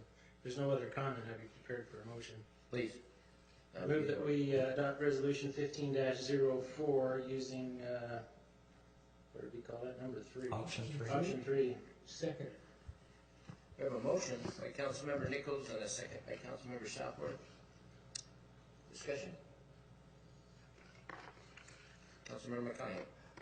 Thank you, Mayor. I'm a little bit hesitant on this one. One of my concerns that I brought up last time was if we don't specifically call out in our policy the need to advertise both internally and externally, I fear that if a department head were to look externally, it could potentially cause their group to feel as though they lack the confidence of their director and decrease morale, whereas if it's a mandate in the policy that we look both internally and externally, then they don't cast any of that frustration on their director, they cast it at us. Additionally, by going internally and externally, rather than allowing for that discretion, we prove to the public that we do have the best person for that job there. I do believe that more often than not we'll find ourselves hiring internally, but you can only really prove that we have the best person when there's a comparison externally as well. So I appreciate that it says that that hiring official in HR will meet to determine the need. However, I would prefer it say just flat out, we do both, unless there's a special circumstance in which the city manager says no. So I would speak against the motion. Councilmember Southwood. Thank you, Mayor. And you know, it's interesting as you think about these things, the evolution of your thought process. And I had a thought process that was pretty similar to what Chris just, Councilman McConaughey just expressed. Is after 9, say Chris, okay. What Chris expressed. And I left our last meeting thinking, you know, God, I just feel so much like this is a complete micromanagement on our part. You know, and I don't have to be micromanaged. Nobody does. And you know, I have the trust in our city manager and our department heads. And so I was ready to say, we don't even need one. Forget it. We hire you to make good decisions to do it. But if we have to have something, I'm very comfortable with what we have here. You know, as far as, you know, do we need to give us as a scapegoat? Oh, look at these guys, they're tough as nails. They don't need that. They can do it. They don't need a scapegoat. But if we have to have something, I'm very comfortable that this it gives the latitude that we're not micromanaging, going beyond what we should be doing, and saying we hired a professional to do a job, do it. So I'm very comfortable with it.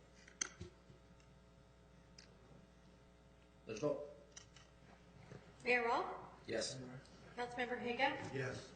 Councilmember Stoker? Yes. Councilmember Nichols? Yes. Councilmember McConaughey? No. Councilmember Hanson? Councilmember Southworth? Aye. Vote passes 6-1 in favor. Okay, back to 7B on the consent calendar. This item is the Utah Transportation Coalition, as comprised by the League of Cities and Towns. Councilmember Haga. Thanks, Mayor. You know, originally when I saw this on our agenda, I thought, you know, we're supporting an agenda of a different coalition. And so just for council reference, I attended a transportation meeting today up at the Capitol and actually learned from Cameron, who is, I guess, the legislative expert of the league, explain really the priorities. Water's important too, though. Priorities of transportation this year. In fact, the legislature has the governor, the Senate, and the House all have different opposing ideas of how they want to approach transportation. But all of us agree that we need better roads. So I just wanted to bring this out and encourage us as a council, because I think if any of these pass, one of the big obstacles will be how it's appropriated. And because some of the other cities, and you'll have to delve into the details yourself, but it's a lot of money. It's for the B&C roads, and so I move to approve this, and we fund the $3,000 for this coalition, but encourage the council to sit at the table with us. It's an important issue. So I made a motion, but. We have a motion? I'll second it and then I have a comment. Please. We have a motion by Councilmember Haga and a second by Councilmember Stoker. Now. This kind of coalition came out of the Council of Governments meeting where they all gathered together, and all of the municipalities that are in the Salt Lake Valley all recognize that there is a problem when it comes to funding the B&C roads. And I don't think you can get 4 people in the room to agree on what the solution is. but every single person in there agrees that there needs to be some reform to the way that's funded. And so that's kind of what this was. And you always get a little leery when you get a bunch of political people around a table and they say, hey, let's throw $3,000 into the kitty and see what happens. But in reality, it's money that's going to help lobbying efforts to make sure that some kind of reform happens, so that the people that are using the roads are paying for the roads in a way, and that we actually see something that goes to address the lack of funding that's hitting our roads. And so, like I mentioned, it's really weird to get into these coalition type of things, and there's never going to be an agreement on it, but I am in agreement that something needs to happen, and that's what this group is trying to do. Councilmember Southworth. As I've been involved with the COG for, I don't know, maybe going back 3 years, that this has been a topic that's been brewing, and this has been building. It's finally funneled to a head to where it's going to be taken on. So this discussion has been happening for a while. But I want to relay a thought I had as I was driving along 5600 West the other day, and again being reminded of all the work that's going on. And as I'm driving down that road, I think, we've got federal dollars at play. We've got, from the state, through the feds, but we've got the city money at play here from the county. And it was just a reminder that as council members, and maybe it's a reflection as I look towards next year, and I won't be running again, those who remain to remember what it took to get to that point, to bring all those dollars to focus them in on these projects. And it's a long fight, and it's multi-focus or pronged, and there's we've got to have a lot of really think about this strategically, and this is part of it.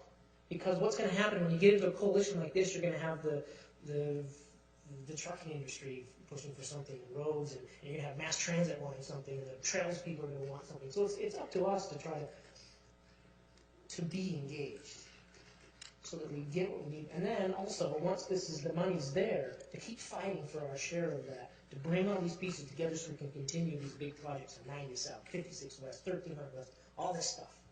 So I think this is worthwhile. I will support the motion as long as they don't kick the can back to us to do a local option sales tax. I want it to be statewide. I want the legislators to decide how they're going to address this problem. So. And Mayor, we will continue to carry that message to them as we work with them. Any other? Let's vote. Councilmember Southworth? Aye. Councilmember McConaughey? Aye. Councilmember Hanson? Councilmember Stoker? Yes. Councilmember Hagan? Yes. Councilmember Nichols? Yes. Mayor Roth? Yes. Vote passes 7 in favor. Item 7C, approve resolution 15-01, authorizing the mayor to execute a contract with Cody Eckert Construction for removal and upsizing of the road culverts along Bingham Creek at 1300 West and 40th West in the amount not to exceed $1,139,330. And I pulled this item I'm just concerned that we have, in my opinion, a greater need that should be ahead of this in the capital projects for storm drain. So I wanted discussion to hear your ideas on this, and I'd be glad to have Dave Murphy come up and tell us why it's ahead of 70th. First of all, it's not. Thank you, Mayor and Council, for allowing me to address this. These two projects are actually tied in rank on your current capital project list. They're both ranked at a 95. Both of them rank at a 95 now because 70th now has $4 million funding that project. That $4 million is not being tapped for this project. This project already had budgeted money of $400,000 plus savings that we had off of the dry wash detention project, which you allocated a year and a half ago, $2 million for. that project came in at 1.3. So there's savings money out of the original $2 million interfund loan transfer that is going to go to the Bingham Creek project. Plus there's road funding that's going to go to Bingham Creek as well, because we're doing some additional road improvements right along 13th with property that we had 2 property owners dedicate to us if we would do the improvements along that road section. So there's about $300,000 in road funding and about $800,000 in storm drain funding, which is not part of the $4 million for 70th South. Stay right there. Good. That's the primer. Thank you. Just a quick question. I'm not real familiar with this section. Obviously, I know where it's at, but are we having flooding issues here that are similar? I mean, are we having? Yeah.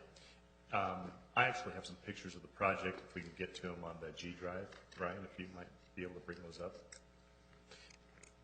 This is right along the Jordan Valley Water Conservancy District entrance. Ryan, it's G Capital Projects. And, no, forget it. That's okay. Anyway, it's right along the Jordan Valley Water Conservancy District entrance, and Bingham Creek passes underneath 13th West there. It's a very deep cut, and it's a very tall embankment channel. We just recently did a sewer project in advance to get the sewer pipe out of the box culvert. That has now been rerouted, and that project's complete in preparation for this one. And so basically it takes out the road section, which is why in previous council meetings last December we asked for the road closures, because we're going to have to shut the whole road down for a certain segment of time to get the project done. And it goes street side to street side for the crossing. Does that help a little bit? Okay. Councilor Hagan. So Dave, I appreciate your presentation during the retreat. That was revealing, and I saw 70 South with, lines going down it, which means I know you're focused on it. Mm-hmm. So I appreciate that. And I know we have, I guess you have $26 million worth of projects, and or iron, in storm and water. About $9 million in storm. But on this particular situation, now this is the policy side, I think, of our city. Is not that you're not doing a good job, because I think you are. I think you have all our projects lined up, ready to go. But I think we have an emergency. I think we have an emergency in Constitution, and whether it's ranked or not. I know we talked about emergencies at a staff meeting, and that should always be, singled out. And right. So my only comment really to you as our engineer is try to figure something out to get things done faster on 70 South. That's all I would ask. And that's why I think this has come out, is because residents are wondering why we're doing this. Right. One of the main reasons we are still ranking Bingham Creek equal to 70th South at this stage is because the box culvert is failing. It has exposed rebar, and underneath the box there is a piping failure underneath the box where it's being undermined right now. I cannot tell you how long it's going to stay that way. I cannot tell you if it's going to perform in an earthquake. My guess is it's going to subside and take the road, and perhaps take a 20-inch high-pressure gas line. So, in my mind, they're equal in emergency nature at this point. I'm the one that polled. I would move to approve Resolution 15-01 with the explanation that Dave gave. Second. I have a motion by Mayor Rolfe and a second by Councilmember McConaughey. Discussion? Seeing none, let's vote. Mayor Rolfe? Yes. Councilmember Nichols? Yes. Councilmember Haga? Yes. Councilmember Stoker? Yes. Councilmember Hanson? Yes. Councilmember McConaughey? Aye. Councilmember Southworth? Aye. Vote passes 7 in favor. Okay, last item on the consent calendar, J. Approve Resolution 15-11 authorizing the mayor to execute an agreement with Stanley Consultants Incorporated to complete preliminary and final design plans for the 70th South utility design from the Jordan River to Constitution Park in the amount not to exceed $148,185. And again, I pulled this one, and I read the contract and feel comfortable with it, with the exception of one thing. As I see it, I wanted to see what the council felt about this. The time frame is not such in the contract for this design engineer to complete the 2 canal overflows that need to be constructed by March 15th, in my opinion. And I agree that it's an emergency situation so that they can preclude the flooding of the canals on April 15th.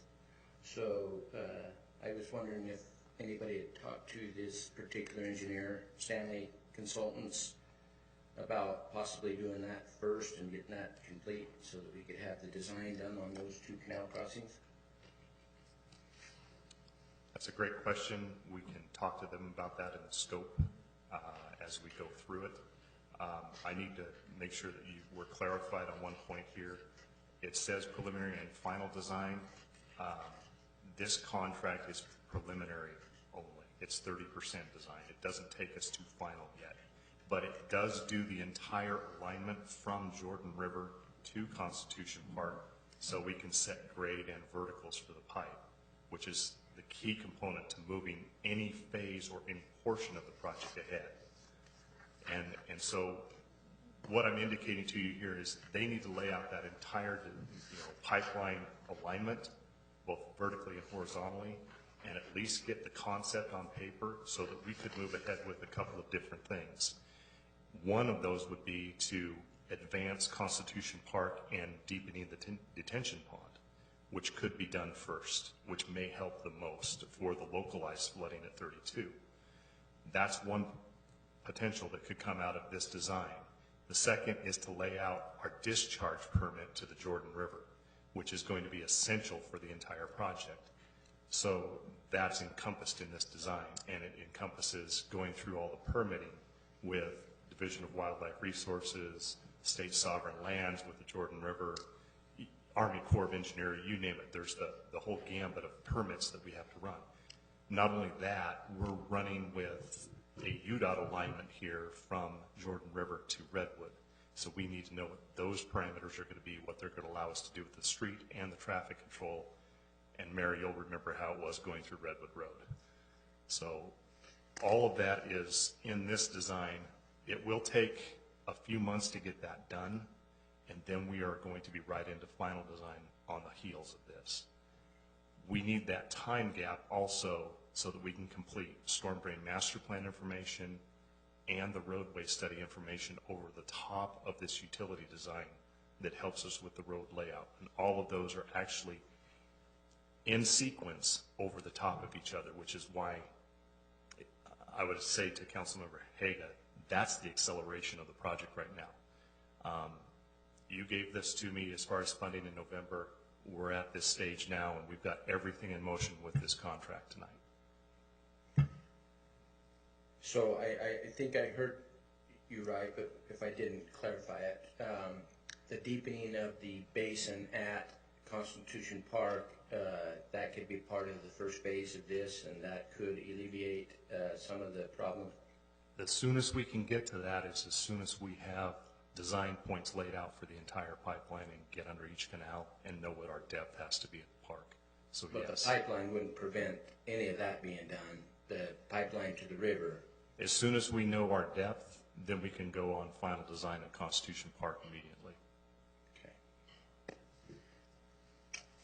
Councilmember Haga.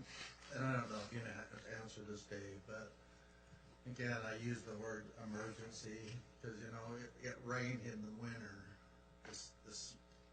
last week, and my basement flooded. And it was only a little, and it's not finished, so I don't have any worries, but it still took me 8 hours to clean that all up. And I think about people, because I not only think about them, but I talk to them, this is an emergency. We can't put the burden on them again. And my question maybe is, you talk about permits and all that. Is there a declaration that we can make as a city that speeds up the Corps of Engineers, speeds up the Jordan Canal? So at least maybe we can get past one of the canals.